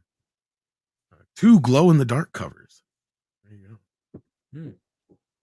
Oh, they put Janine in a jumpsuit. Nice. They did. Yeah. And Slimer's back. Slimer's back too. Yeah. I knew that already. And it looks like we got the Ecto 1A in the background there. Or I didn't even notice that. It's That was hard to one tell, room- but it looks like Slimer's it might already be the one back. and the 1A. Yeah. They got. It looks like you put them together. Yeah. It's the same card. Yeah. There you go. Cool. Neat. Too bad it's not coming out in the summer where it actually has a chance. It's going to not get killed by Godzilla versus Kong. Because that's the problem. That's the same audience that's going to be going to see it, unfortunately.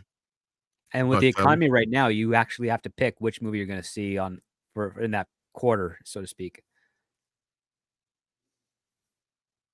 Yeah. Well, let's get to some super chats. What do you guys say? Last call with Troy Pacelli sends in a member chat for 10 months. Thank you, Troy. And thank you for the support. STR Red Wolf sends in $5, says, Hail Midnight's Edge in the morning. I just turned 47 this past weekend. Well, happy birthday. Oh, Why happy don't birthday, you yeah. let Bat Tom rest? Can I get the Joker wish me happy birthday? Old exploding cake, please. Well. It's your birthday. I made you a cake, but Holly died in the process of the making of it. I'm sorry. No, I'm kidding, of course. Happy birthday, my friend STR Red Wolf. And many more. How was that? It's been a while since I've watched Batman. Oh, that was It was good. That was good. Professor Haitian sends in a member chat for 33 months, says, I want to remind people to sub to everyone on the panel, including both of Paul's channels. Yeah, because he's got multiple personality disorder. That is correct. Not horrible. Pretty good. Yeah, that's very nice of you. Yes, I see you, Mr. Professor Teehee, on both channels. That's I appreciate your loyalty. I respect you as a voice artist, sir, but I gotta be honest in my critiques. So you handle the higher end stuff better. I'd let you do an Ewok. Don't let me do an Ewok. No, Ewoks are mine. Exactly. Now you get me in there, I'll do like Jabba or something like that. No, that's fine. You can do Oh. Jabba the Hutt. Oh, Chuda. Java the Pizza the Hut. Pizza the Hut. Well, if it isn't Lone Star and his sidekick Puke. AF Watcher 88 cents and $4.99 says, back in college, my bro and I saw George.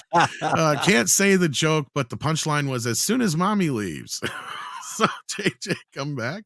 Well, it looks like he's trying to weasel his way back into this. And look, on the JJ front, we didn't really talk about that too much, but let's be real. What he's doing is he's desperate. And this is what I was trying to tell Andre. I was like, I'm not so sure that the intel that he had was accurate on JJ being out of this. Oh, I didn't say he was out. But that was the rumor we were told, is that his license had come up. That they are no longer obligated to work with him, but he can pitch until the cows come home. And I'm under the impression to Alex Kurtzman. I think he's basically got a year, as far as I can tell, to get something off the ground, or he's done. Because that would be 10 years from 2016 is when the last Star Trek movie was released. So if he does not have something in production by 2025, I think he's done. I think there's no way he can renew, because that would be the 10-year window. There was a band called 10 Years After. But we know that the deal was a 10-year deal usually. That's what a lot of these are for, is either 5 or 10 years. So I think that's the case. It's as long as, because that's the way, remember the Fantastic Four thing. They kept renewing the 10 years as long as they made something, even if they didn't release it. I think it was there. Or 8 years, whatever it was. Yeah, I think it's similar here. And I bet you maybe it is 8 years. If it's 8 years, he's got to get something in production this year. Like, no ifs and buts about it. So, yeah. That's where that's kind of sitting as far as I'm concerned. I don't know specifically for sure, but that'd be my guess, is he is desperately, because that was kind of what I got out of the whole Tarantino thing. And the reason I think that didn't happen was just because Tarantino said no, from what I gathered from the interview we heard about recently. Because that's where JJ's like, I don't give a shit. As long as it's got my people in it and it's got my name slapped on it, we're good to go. That's basically the impression I got. Yeah, because he's been losing projects left and right. So he's going to be even more desperate for Star Trek right now, because he doesn't have anything else, does he? No, and not only that, that's what I'm saying. To renew the license, he just has to have something in production that is in his Star Trek, is my point. Yeah. Because that's the thing, is Tarantino was going to use all that cast. And that's what he said. Remember the clip I played you? He's like, He's like, but I want to do this. And he's like, you can do it. Nobody fucking cares. Just do whatever you want. Like, that to me sounds like JJ was pretty goddamn desperate just to get anything going. And when he knew for a fact that he had Tarantino's name attached to it, that was the only time we'd had any kind of interest in Star Trek in the last 5 years, up until Picard. But anyway, it was indeed. I don't think anybody else has anything to add to that. So moving on, Matthias Fredrickson says, fun fact, Skrotnisk took 7 years to make in the cellar for 20 Swedish krona. What is Skrotnisk? Fun fact, Skrotnisse took 7 years to make in a cellar. Now, most people here watching aren't going to know what Skrotnisse is. That's one of the things that I grew up with. It's a Swedish dish? Primarily Swedish. It's a movie. For children. Remember this thing that I showed you that I was like, to understand the weird thing, yeah. This is what I grew up on, and you saw like this horrible stuff that would have traumatized you when you were a kid. That was Skrotnisse. Oh, that thing, yeah. Yeah, that thing. That was weird. It was it is on YouTube. If you want to see what I grew up with, then just look what's right there. Skrotnisse. Picture Wallace and Gromit made by Zack Snyder. Sorry, Andre. Yeah. It's pretty much Wallace and Gromit. Wallace and Gromit directed by Zack Snyder, basically. Nah, I don't think there's no Zack Snyderisms in that. It's just dark and drab. It would be more like it would be more like Wallace and Gromit directed by Robert Eggers. That's closer. Fine. Yeah. Anyway, so yeah, that's the kind of stuff I grew up with. That's why He-Man was such a revelation. But yeah, it was quite an achievement to make it. It's like 3 hours long and stuff. Yeah, there you go. That's it. Oh, it's even with English subtitles. Fantastic. That's the one you sent me. Yeah. Yeah, that's true. That's why I sent it. It did have English subtitles. Ut härifrån! Ut! Was that a human hand? Colorful Scandinavian animation. It's like Looks like a puppeteering. Yeah. It is puppeteering. Yeah. So that's actually more like Sid and Marty Krofft, but yeah. Look, there's even a hamster. Yeah, that's weird. He made me watch this shit, guys. It looks That's only how like he tortures me. 25% nightmare fuel, like maybe 10%. Yeah, I've seen worse. Dude, that thing, it is totally worth watching. I promise you, if you watch the first 10 minutes, you're going to be into it. I have to say that Pengu is addicting. Yeah, that's Finnish. Oh, yeah. I think it's Finnish. No, Pengu I think is Italian. No. Danish? Yeah, I don't know. But anyway, Skrotnisse, it's actually really, really good. Like it's going to you grow up with that, you'll grow up dead inside or a nervous wreck. Then you can take your pick. Nowadays I can handle that. Like if I saw that as a kid though, I think that would have given me some nightmares. Yeah, Mario Trujillo is here. And sends in $10. It says, let's not forget Adam Sandler and Will Ferrell were the only ones making comedies from the mid-2000s to 2012. Then their movies stopped making money. Oh, well, I'll rewatch Tropic Thunder. Yeah, they did, but there was other people. Ben Stiller. Rewatch the movie because it'll never get made again.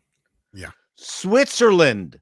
Pingu is Switzerland. Swiss actually made something other than chocolate. Oh, okay. And watches. And army knives.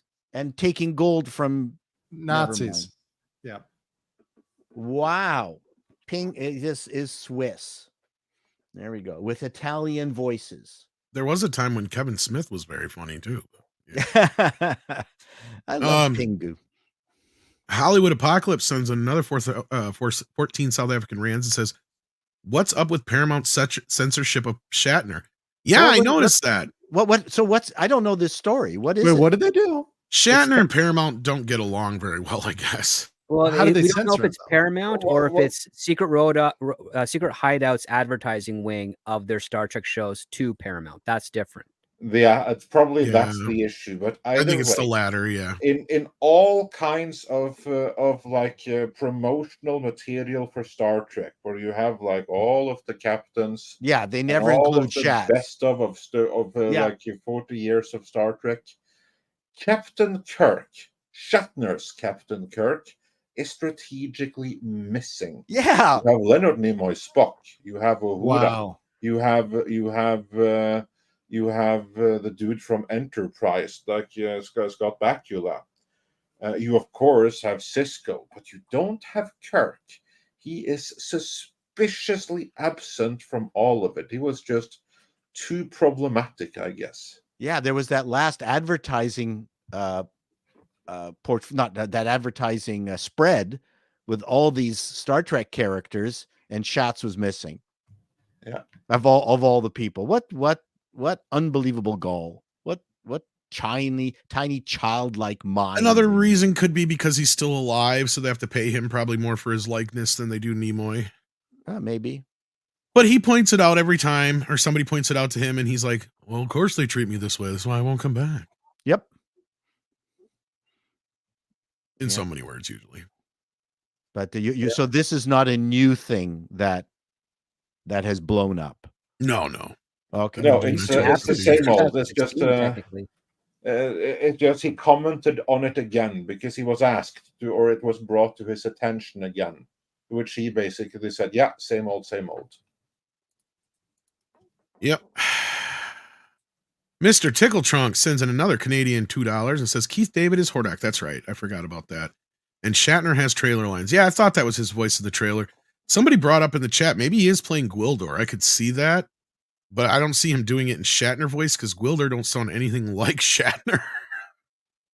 Gwildor sounds like Billy Barty. So like, you got to have somebody who sounds like Billy Barty.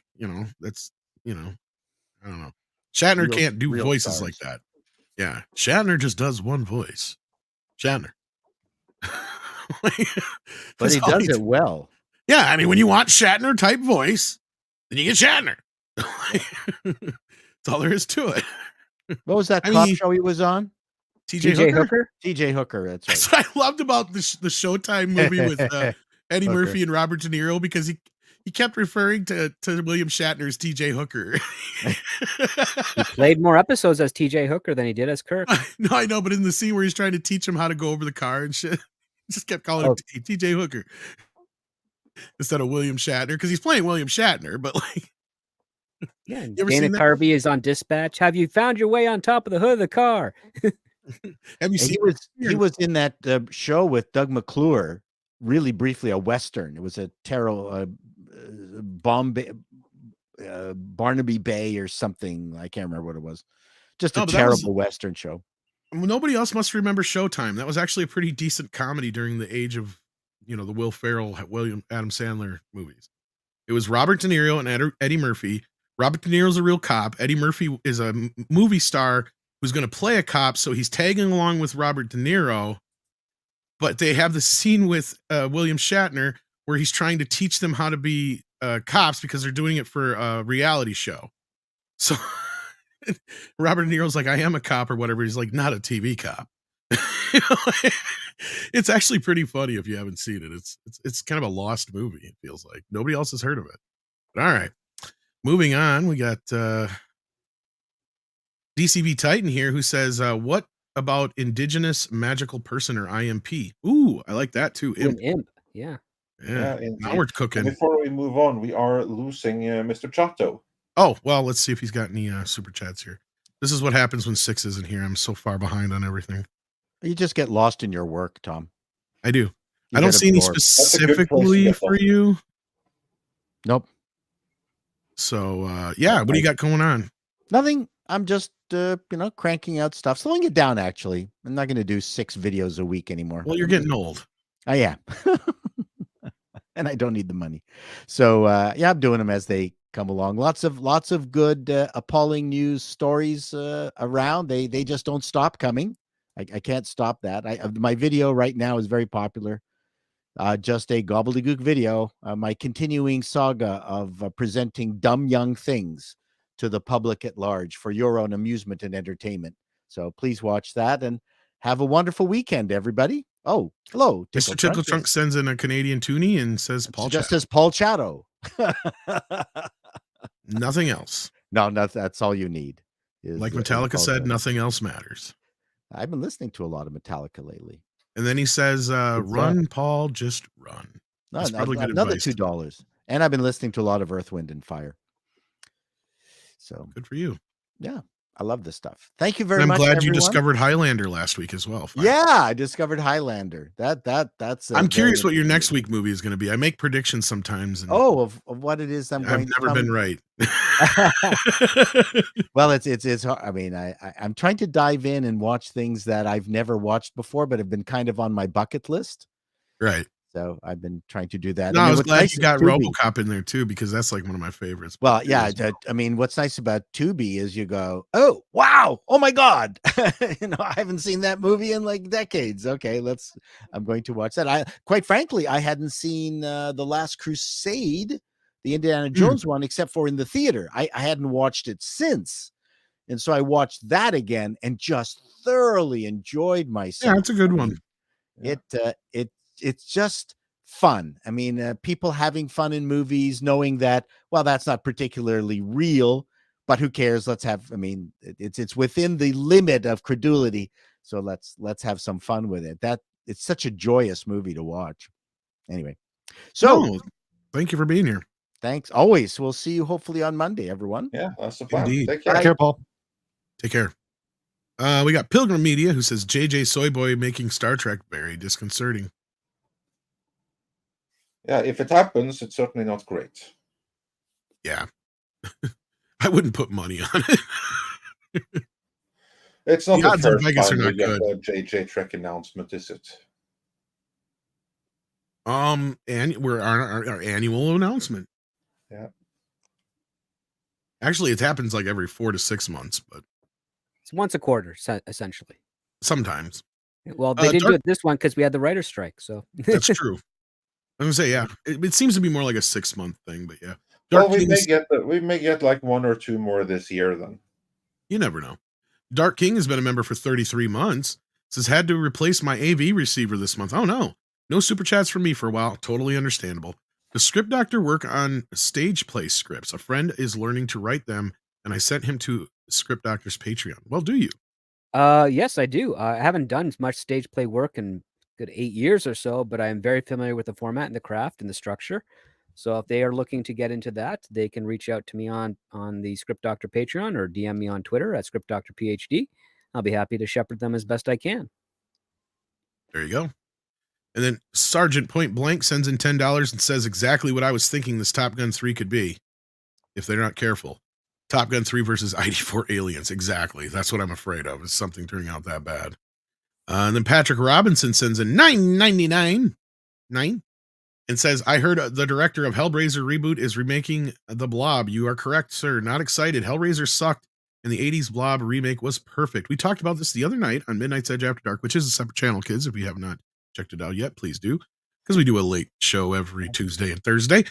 And let me allow you to get even more disappointed by this. David Goyer is producing and probably writing it. Just like he was the Hellraiser remake, I believe. Gonna ruin another one. I know. I love the 80s Blob too. Yeah, that was one of those you just leave it alone. It's in the pantheon with like Alien or not Alien, Jesus. The Fly and a couple other the 80s remakes that were arguably better than the original ones. The Thing, thank you. That was the one I was trying to think of. So yeah, leave it alone. It had no right to be as good as it was in that 80s remake, but you had the right people behind it. In this case, I don't think you have the right people behind it. No, you have. Yeah, it's going to be the slob, really. It's just the slob. Well, we haven't heard anything about the sequel for the Hellraiser remake, so I'm guessing that's a one and done.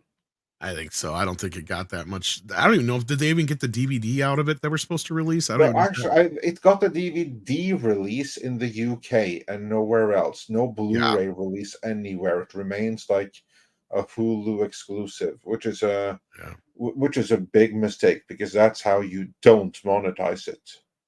Basically, at least the 80s one had Frank Darabont and Chuck Russell.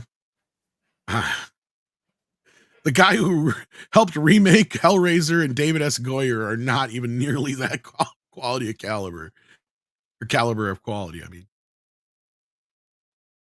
So yeah, no. And I know you guys definitely probably recognize the name Frank Darabont. For those who don't recognize the name Chuck Russell directed Nightmare on Elm Street 3 and The Mask with Jim Carrey. So there you go. JD Ford sends in $5, says new Star Trek film to be set decades before Kelvin incident. So Prime, yeah. Because they claimed it started in Prime timeline and nausea, right? Right. Yeah, here's the thing. They said that in the movie. That was the interpretation of the events. But here's the canon answer. This is something that has been confirmed by the writers. Certainly, I believe Simon Pegg even said something to this effect, because they have to, because it's complete separate licenses. That when the Narada went through the wormhole, that created a whole new universe, not just from that point onwards, but from that point backwards in time. So the entire universe is different from beginning till end. This is what J.J. Abrams meant with no one understands it and no one cares. So yeah, no, it's not Prime. By the way, Prime is another construct of the alternate license. We were all brainwashed to believe that the Prime timeline was the classic timeline, but it isn't. That's just a classic Trek.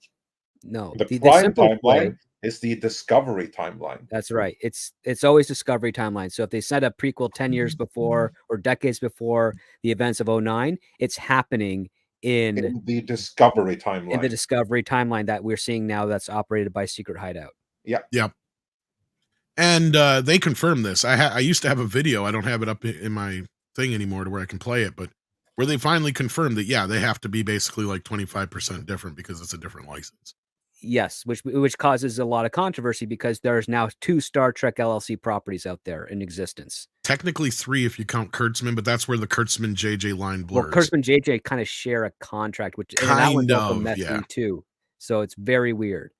So see, here's the thing: is my understanding of this now, because our video, our old video, is somewhat out of date because there is now 3 technical Trek timelines. Yeah. Yes. There are 3 Trek timelines, 2 of which are interconnected, and one is the Desilu original Paramount timeline. Yes. There's classic Trek, JJ Trek, and actually, we do have that in the video. Did we get to J? Yes. The punchline is that the Prime timeline is a construct of the alternate timeline. It's in the video. Okay. I couldn't remember if it was new enough or not. Yeah. I do remember working on it. That was a lifetime ago, it feels like now. Yeah, Patrick Robinson sends in $9.99 and says, I heard we got this one. JD Ford sends in $9.99. You got this one? Okay, here we go. This is where we are. Okay. Sorry about that, people. This is what happens when 6 is not here. Chipmunk of Vengeance sends in £5 and says, just wait till we get AI being used to generate pornography. Oh, Lord. Oh, I'm sure it's already happening on OnlyFans. Yeah, there's already a website for that. Probably. And I wouldn't know. Like I said, this AI thing is not going to hit ahead, not going to really register to Hollywood until somebody goes in and redoes something like the entire Star Wars sequel trilogy better than what they did with AI, and it gets a bunch of attention. Then they'll go, well, fuck, we created a monster now. It's like, yeah, you did, you dumbasses.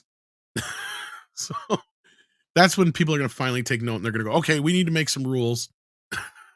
Well, it'll happen and they won't be able to do anything about it, right? So it's not at the first place. Yeah. That's why I said we need to make some rules. Exactly. They can't do anything about it then, but they'll have to fix it for the future is what I meant. Sorry, go ahead, Andrew. No, I just, to me, what's fascinating about it, particularly being abroad, is that there's folks that are going to be able to create it in jurisdictions which are just going to give them the middle finger when they come to IP, that are just going to say, you know what? Yeah, we're just going to make it and it's going to be better. So when like Kazakhstan does, Star Wars better with AI, I mean, what are they going to do? Sanction them? You know what I mean? It's not really going to bother anybody. Yeah, I know. As far as porn though, yeah. Rule 32 or whatever it is, 34, 32, 34. Can't remember. Destiny Captain sends in $4.99, says, If it happens, it will be Star Trek 14. Damn it. Star Trek 4 happened in 1986 and it was awesome. That's why I call it Star Trek 4 Destiny Hampton, because to me, this is not part of that. That was the voyage home. This is JJ Trek 4. Mexican Iron Man. How you doing, Mikey? He's supposed to pop in here, but he never did. Been a member for 33 months. Says Top Gun Plot 3. Maverick recruited by secret UFO UAP task force to defend Earth against demonic Intedaman aliens. I knew what I was trying to say. The twist. Da-da-da. Maverick team up with Scientology aliens for Save the Earth Interplanetary Task Force. Woot woot. Yeah. Sad part is, y'all, we might be closer than we think. That's what I'm afraid of. DCB Titan sends in a Canadian $2. Says, so Top Gun 3 is a remake of Stealth. That's exactly what I was thinking when you were thinking the UAV fight, except for Stealth kind of sucked. Like, you could do a better version of Stealth. They literally take a break to go swim in a waterfall lake in the middle of this AI attacking people. Stealth is necessary. It's necessary. Stealth is one of those ideas that you come up with when you're fucking stoned at like 3 a.m. with your buddy. And you're joking, but then you're like, okay, let's actually try to fucking see if we can, let's see what the guys at the office say. So they pitched it and they're like, let's do it. And they're like, fuck, that was supposed to be a joke. Like, now we got to write the son of a bitch. Like, that's what I think happened with Stealth. Like, cause that movie is like, it's literally basically Short Circuit meets like Christine as a plane or something like that. Really. I mean, it's like, how the fuck did you come up with this concept? Like, this is such horrible. This is like worse. It wishes it was Macross Plus, but it's no. It's crazy. Yeah, it's bad. It was a dumbass idea that shouldn't have got past the pitch. But script would know how these stupid things happen in Hollywood. So. Producer came up with an idea. I want to do this. Put out an assignment. Someone came in with the best take. They got the job. They wrote it. Bradley Cooper starred, and people forgot he's in it. Yeah. Yeah. Oh, I didn't know. You just mentioned it. Isn't Jamie Foxx in it too? Bradley Cooper, Jamie Foxx, Jessica Biel. Yeah. Yeah. Jessica Biel was a chick. Yeah. Couldn't remember if it was Elba or Jessica Biel. But yeah. Jay sends in $5. Says, what is stopping them from playing the original Ghostbusters on the anniversary? I'm sure they will. Probably would. But the stupidity of this is you now have pushed the movie out there to this March date. It's a movie about cold. Guess what? People in the Midwest do not want to go watch movies about cold shit when they're freezing. But it's also the earliest window you have at the start of the summer blockbuster, which is currently happens towards the end of March. And as we've seen, though, the calendar, there's nothing for competition around there that I think they should have waited. They should have just pushed it off instead, because they actually moved it up a week because they flinched because Kong versus Godzilla moved up into its spot. So they were going to be opening up against it. So then they flinched, and instead of going, okay, well, fuck it, we're going to make the confident move and move it to summer, they made the inconfident move and moved it up a week. So it's like, oh, so you're going to get 1 week to play, and then you're going to get killed by Godzilla versus Kong. The only reason I can see Sony not doing it in summer is because they know of a rival film that's coming out that has not been announced yet that they don't. That's the only thing I can think of. Yeah, because I was looking at the thing and I'm trying to find my schedule thing here, and there is nothing really that big in June coming out that I'm like, I would rather put it up against something in June than I would against Godzilla versus Kong, especially after you just saw how well Godzilla -1 did. To me, it's just like, yeah, just get the fuck away from it. But I'm trying to find my thing here. I can't find it. I can't remember what movies are in June, but it's like, I think Despicable Me, I think is at the beginning of the month. And then there's nothing until, shit, where'd I put it? Anyway, moving on. Go ahead and read this, Andre. Yeah. Asim Khan wonders what happened to Kamran Pasha. So Kamran, he is working on TV production, which is looking to be very exciting. We'll see what happens with that. And he has his own scoops over at his Patreon. So go check that out. Some of his scoops, or not his scoops, but his sources have information that has conflicted with some other information. But he has said that Favreau has more influence than anyone has thought. So we'll see how things play out. Time will tell. And then Darth Apathetic says for $4.99, listening to you all while snow blowing in this disgusting weather. Thanks for the entertainment. Yeah, it's been quite a lot of snow going on this year, many places. So glad to be able to keep you entertained. Yeah, and so the reason is, and this is why, is because I got Bad Boys 4 there. That's why. See, what I would do is push Bad Boys 4. I don't think that's with Ghostbusters. Who's in Bad Boys 4? Well, Martin Lawrence and Will Smith, but I don't think it's going to do as well because the third one did well, but after the slap, I think it's fun. After the slap, yeah, I can't. Yeah. So I agree with Script. I'd flip-flop them if Bad Boys 4 is ready to go, but I think they just started shooting that here after the strike. Because remember, you and I were like, is it even going to be ready in time? So I guess evidently they still think it's going to be out because that was what that thing, that other picture I posted was about. Oh, they're cutting it close, I think. Yeah. I think so. Because otherwise there's some things getting shifted and moving as we speak. Like during the show, there's been some changes in some dates. So things are moving around still, but they're clearly sticking with this for Ghostbusters because they just put out the Empire thing and the toys are already on the shelves. It's ready to go. I mean, the movie comes out at the end of this near the end of this next month here. So we're just over a month away from it. So we'll see. But anyway, moving on. Marksman 117B says the film Stealth was about pilots versus an AI plane. Yeah. Yep. Paulus Plane sends in 200 new Region Krona and says Top Gun Maverick and Goose, Top Gun Maverick The Next Generation, Top Gun 3 FAXX program, the Navy's Next Generation Air Dominance and NGAD. They better keep the budget low on that one, is all I'm saying. See, that's the thing, is I just don't know. DCB Titan sends in $2 Canadian and says, so Paul isn't cranking it out anymore? That's between him and his crew. I don't know. Joe Pat 87 sends in 5 and says, note the recent layoffs at Pixar. Iger really doesn't want to be the one who shuts the studio down, except well, I'm glad that Andrew's here because you were talking about this just a few hours ago, weren't you? Sure. And the thing is, what's hilarious is in the earnings call, the last earnings call, he's like, we don't anticipate any more layoffs.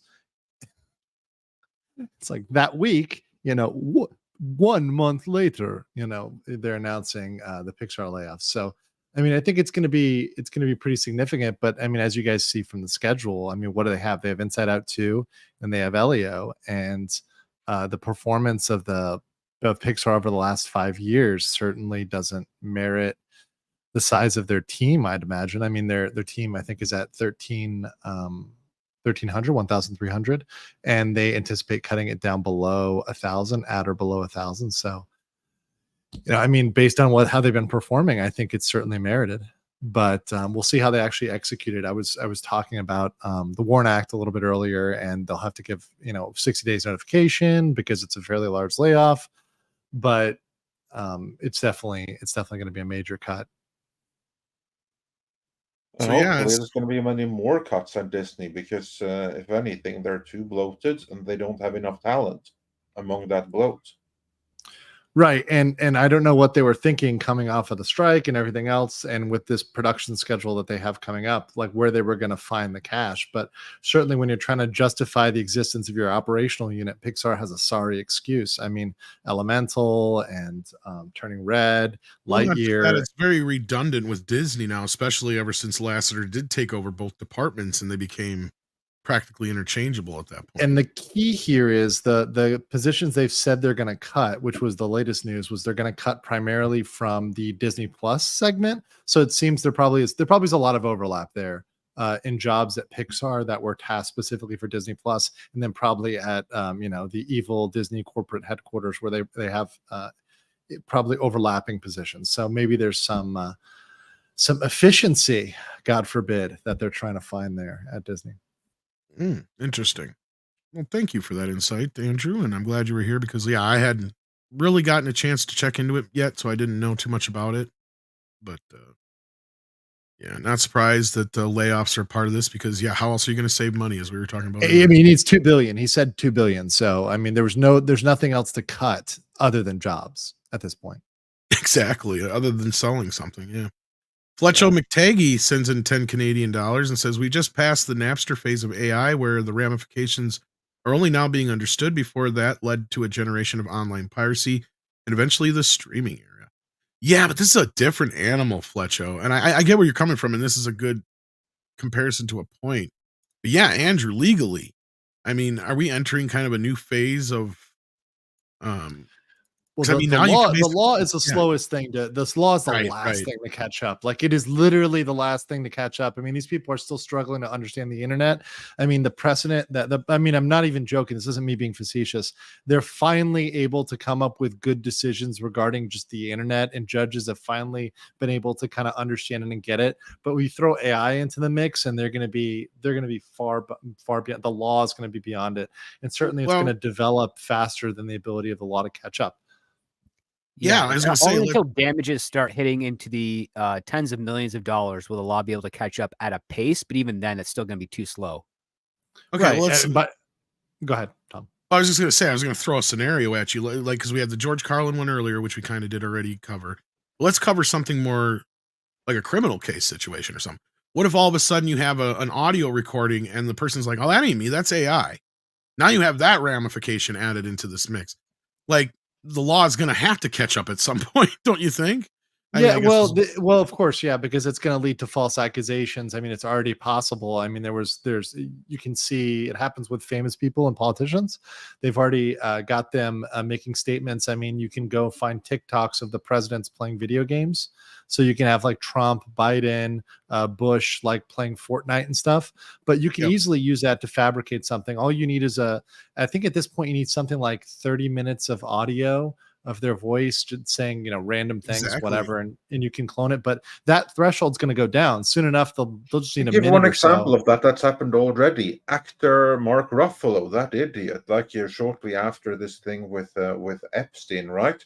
When it transpired from the documents that Trump was the least guilty of all. Not only was he the least guilty, he was completely exonerated of anything. Yes. And still, there was like this AI picture that was generated of him and a bunch of girls on a plane, presumably to the island, that Mark Ruffalo, of course, jumped to the conclusion was real and shared to high heavens. Of course, when confronted with the fact that you're actually spreading disinformation and AI-generated pictures here, and he got community noted and everything, there was no real apology. Other than like, well, this is Musk's fault. Too much disinformation here. Well, and that's the danger. The danger is, and this is the real danger legally, is that especially the EU has passed a lot of laws regarding disinformation, and we've seen that they're selectively enforcing that. Right now, they're selectively. Right now, they're choosing to pursue actions against Elon Musk and Twitter specifically, but they don't pursue against any of their mainstream media, any of the larger networks that actively chase and pursue stories based on false news, false reports, and never issue corrections, never fix that information, never provide anything as clear and informative as a community note. So you can see that. I mean, I think the Twitter case, the X case, is going to be the clearest case of selective enforcement, period, particularly with the new law in Europe regarding disinformation. And what is disinformation is so subjective. The definition of disinformation is so subjective that that's a noose you can hang all of your political enemies on. It's actually quite scary. Speaking of political enemies, I see Tom has I am the president, and I'm here to comment on the images of Mr. Trump and the women that he was with, the young ladies. And all I could think of when I saw this was, how does their hair smell? And criminal charges. Right. Yeah, I mean, exactly. Yeah. I mean, he's very lucky that for the essence of parody, it's not illegal to impersonate the president. Sure. Yeah. No, to be very clear, yeah, there's nothing wrong with parody. There's nothing wrong with entertainment, and I fully support fair use, every single, fair use here. But that is true. And the other thing is, this is the really concerning thing for me. The thing I'm really worried about is courts technologically are really bad about evidence. If you guys watched the biggest case that one of the first that I covered was the Kyle Rittenhouse case, where the judge is pinching and zooming an iPhone photo, right? To look at stuff. I mean, this is where we're at when some courthouses, and I think judges will not believe or understand that an AI could have created a photo. They'll just enter it into evidence, and you're going to be able to very much fabricate criminal scenarios regarding a lot of folks. So it is, to me, it's very concerning. I think AI has some implications in the legal field, particularly regarding evidence, that are going to be difficult for authentication. Well, it's funny, like the Rittenhouse thing with the video thing, because this is something people who are kind of nerds like me and our whole like restoration community of sorts, or whatever you want to call it. Like we already kind of had a problem with this stuff, right? Where we already knew that messing around with digital AI to like make a video look a certain way messes with the original video. Like I can't believe that the original source was not brought into this to begin with. And then when you have that, it's like, well, yeah, that's the way digital video works. That's why, to me, film is way different, because look at the older, to take it back to Disney, there's a lot of older Disney films where they used like some of these same kind of cleanup methods on their film, and they would literally erase like lines and stuff from the movie, and people didn't notice. So there's shit getting lost throughout the years. And it's like, yeah, these things can manipulate and change things without you realizing it, because it doesn't know the difference. It can't tell the difference between what is a line and what is a scratch. So like, that's the problem. And what to me is going to be very interesting is this may be a great case for analog going forward. Yeah. Speaking of analog, what's up, Mike? But you can also you can fake analog too. That's a problem now with the digital side of things, because that's what gives you the problem is now you have a pristine digital master that you can create and then create an analog version of it, and nobody would know unless they were able to look for those telltale signs that it was from a digital source. Fair enough. Yeah, I can see that point. Yeah, see, I mean, that's what I mean. In a court of law, this is going to get really fucking messy. Because it's going to require a lot of experts. Women going, he said he would love me and he was going to marry me and he would take care of our baby. Wait, what? What? And further that you can, I mean, already you can fabricate text messages very, very easily, and that's not going to go anywhere, and people are already fired for less. So, I mean, if you're in Hollywood or anywhere else, any position of power, you can be fired easily based on something that somebody queues up in their browser and creates a fake text message that said, the rabbit chicken, did this to me. So, it's a very concerning era. Honestly, it makes me very, very concerned for the future. Yeah, I can't wait to see how you cover some of this stuff that's upcoming, and especially if you do something about the George Carlin thing. Send me the vid; I'll definitely want to. Yeah, I will. Now that I've seen it, I'll talk about it. But certainly, if they decide to pursue legal action, as I think they should, they could have some serious damages there. I think so. I think there's got to be some grounds here. Because and not only that, I was reading the article. It's impinging upon all of those other specials, so they can have lost revenue for those other specials, not just the profit from this creator, but the lost revenue. They can argue that revenue is taken away from those other specials. There's a lot of potential damages there. There is, except frequently throughout the entire bit, AI George Carlin says that he is AI George Carlin. That doesn't matter. That's the only thing. Oh yeah, but I mean, they're going to argue it, but yes, it's. Yeah, that's not a full defense is what I'm trying to say. I think it's going to fall more into where Paul was saying, like, if it was a 5-minute bit, that's one thing. Cause that's kind of the way that the AI is presenting it in the beginning of the argument, is that it's no different than when another comedian impersonates somebody. Yeah. But the difference is you don't have a comedian doing a full on impersonation for an hour, except for the one time that I can think of. And that was when Will Ferrell did the thing as George W. Bush. But he's also a public figure at that point, so there's no legal grounds that really Bush has to stand on to do anything. That's the problem he has with that situation, outside of like, unless Will Ferrell had done something damaging to him, which he didn't, because it's clearly Will Ferrell playing George W. Bush. We all could tell. So this instance, though, you could play some bits of this without the AI mentions, and you could probably trick some people into thinking this is George Carlin material. Especially somebody who doesn't know that he's dead. Right. And it'll be clipped and it'll be taken out of context, right? Exactly. So like we have a lot of, I think a lot of strange kind of things that have never been addressed before that might come. And once again, it's not always, and I say this time and time again, it's not always whether they win the lawsuit. It's the fact they can bring it. And oftentimes that's right. A punishment in and of itself. It's just bringing it in the first place. Yeah. Monkey Jeebus, I hate to break your heart. That wasn't really Bush. I know he's kidding. DCB Titan sends in $2 Canadian. He says, "You mean after the cuckening?" I'm not sure which part you're referring to, but I think it's Disney related because the next one is as well. Hollywood Apocalypse sends in 14 South African rands and says, "Why don't Disney spin off Fox and MCU keep 51%?" Well, this is the one thing that everybody's kind of been tossing about, and I think I talked to WDW Pro about this. Like, one of the only things that they have right now that's not so deeply tied into everything that they probably could sell off would be the MCU. They couldn't even really afford to sell Fox right now because, first of all, they'd never get what they paid for it. Second of all, they kind of need it now for Hulu side of things to have because they need more than just their Disney stuff to maintain a streaming service. But the MCU is the only thing that's not tied into so much shit in their parks and everything because they already had the outstanding deal with Universal and all that kind of stuff. That's one of the few things they have that they could sell off, but I just don't see them doing it. By the way, it wasn't a deal. That was a lawsuit they lost. So, yeah. They could. I guess you're right. They could. I mean, the Guardian stuff. The only thing, they'd have to have a license. They put a license on that. But yeah. I mean, there's a few things that they probably created since then, but I mean, since you've got the Sony Spider-Man deal already out there, they have all the Fox properties underneath MCU now. You could get a pretty penny for the MCU considering what they paid for it.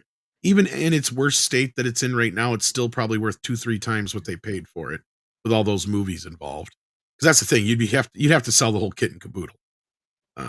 And yeah, they could make a pretty penny off that, but that'd be the only thing that right now that they have outside of property that they could probably sell. What do you think, Andrew, Mike, on that? I mean, I'm still waiting. I'm still waiting for them to screw up Star Wars so hard with this feminist reboot. They had to sell it to Saudi Arabia. That's my money is on that one. But I don't think they can. That's what I'm saying. They've got so much shit tied into certain things that I don't know if they can just they can't afford to sell Marvel because it's worth too much as an asset on the balance sheet. B, who the hell is going to buy it or want to buy it or have the cash to buy it at the price? Oh, I bet you a lot of people would. Well, and C is that so long as Iger's around, there's no way that chip is going to be taken off his board. No, I agree with you. I'm just saying from the discussion I had with like Pro and those guys, just legally with all the red tape you'd have to go through because all their other properties are tied into their parks and everything and certain other avenues. You're right. From a not having to spin it off and create like a really complex corporate structure or like a ton of licenses and whatever else. It would be the simplest from a divestment standpoint. The simplest doesn't mean they'll do it, and I wouldn't put money on them doing it. Muppets are the only other one we mentioned. Sure, Muppets, maybe. And I think they actually have more Muppet stuff in the park than they do MCU stuff. Actually, I don't know if they still have it or not, but they had that whole Muppet show deal. For the 3D Muppet show. I don't know if it's, I don't know. So long ago, probably not. And knowing them, once they bought the Muppets, they took it out. Just because they're idiots. But that's interesting Hollywood Apocalypse. But yeah, at this point, I don't think they're going to sell anything anyway. Fletcho McTaggy sends in $10 Canadian, says this may have been covered, but as deep fakes get more advanced and legit politicians can deny legit footage as being fake, which will muddy waters on which is real. And this actually goes off what we were just talking about. This is the problem. This is exactly the problem. So what's real, well, you can just say, oh, it's a deep fake. And what is fake, everyone will believe it's real. It's going to be a real mess. Especially look, in 10 or 20 years when everyone's running for office and, at some point they've had a photo on social media, it's game over. I mean, it's just done. Yeah. Well, and I think digitally, if you have somebody who knows how to look for it, you can kind of find, can't you find certain evidence in the code or whatever of whether or not it's been something that's original or if it's a second generation or what have you? I don't know. I'm not up to speed on all the techie stuff. I'm just a simple country lawyer. You're just a simple country lawyer. You don't know. That's what we need Paul here for. Sadly, he'd be better for that question. But maybe somebody in our audience knows the answer to that better than I do anyway. But we need to move on, so let's keep rolling here. Thank you, though, Fletcho. That's a very interesting point, and that's kind of what we were just discussing before. Paulus Plain sends in 200 Norwegian kroner and says, Stealth had a fit and hot Jessica Biel, plus the two US 2 programs of 6th generation fighters. Next generation air dominance, the Navy's FAXX program, the Air Force's Go America Defense budget. Yeah. Oh, yeah. I'm not a big plane person, so all that was Greek to me. LDG gifted 5 memberships. Thank you for that, LDG. We appreciate the support here. JD Ford says you can justify anything, e.g. finishing Ralph Bakshi's Lord of the Rings Part 2 using AI trained on Part 1. Not saying it's ethical, but very sneaky logic. Yeah, you could. But it would never look anything like what Bakshi would have actually done for Part 2. That's the other part. No. Unless you have all the elements and know what he was gonna do, then yeah. You'd have to clone his mind and imagination, and AI can't do that. Yeah. He's still alive though. LDG gifted 10 more memberships. Holy crap! Thank you so much, LDG, for the 15 total memberships. We appreciate that. And with that, we have caught up on everything. And I want to thank Andrew because it's been a while. Glad to see you again, buddy. For popping in here as tired as you are. Happy if I'm ever awake late night, I'm happy to pop in, and I appreciate your persistence. I'm going to put note, if you're ever awake late at night and there's not a bunch of chicks at your pad, then you might log on. Now you're breaking my NDAs here, Mexican Iron Man. Come on, man. Yeah. But no, it's been a pleasure, guys. And I'll drop out here. I'm gonna try to stream when I wake up, but who knows? But thanks. It's been really good talking with all you guys. Always fun talking with you, Mike, Script, Tom, Andre, and I'll catch you guys next time. Excellent. Take care of yourself. All right. Well, thank you so much, Script Doctor, for being here as well. Anything you want to plug on the way out? Yeah, tomorrow night, 7 p.m., episode 2 of Scripts on Saturdays with my co-host, Price of Reason. We'll be discussing a screenplay that's been circulating around called A Guy Goes to Therapy. So tune in for that. It's tomorrow at 7 p.m. Eastern on my channel. Interesting. And then we got Mikey. What do you got going on besides looking sexy in that shirt? Thanks. In 14 minutes, I'll be on Echo Base Network talking about I have no idea what with Nick Lynn. Oh, wow. Okay. Well, tell the boys I said hey. All right. And with that, unless he sends me a link too, I'll see you there. Sometimes he does. Andre, anything we got going on? I'm sure you got a video in the cooking. Yeah, we got multiple videos in the cooking, so be sure to check back this weekend for that. And other than that, thanks to everyone for hopping in. Thanks to Paul for being here earlier. Thanks to Script Doctor. Thanks to Cultured, as always. And, of course, thanks to Andrew of Legal Mindset. Always a pleasure to have him here. And, Tom, unless you have anything in particular to plug? Yes. I also want to thank Drunk 3PO for being here. Oh, yeah, of course. Of course. He doesn't have anything to say, though, evidently. So with that, as you say, it is time for some koalas in the rain. Wait, I think he's going to say something. Koalas in the rain, koalas in the rain, no fucks given. Koala, koalas in the rain, koalas in the rain, no fucks given. Koala.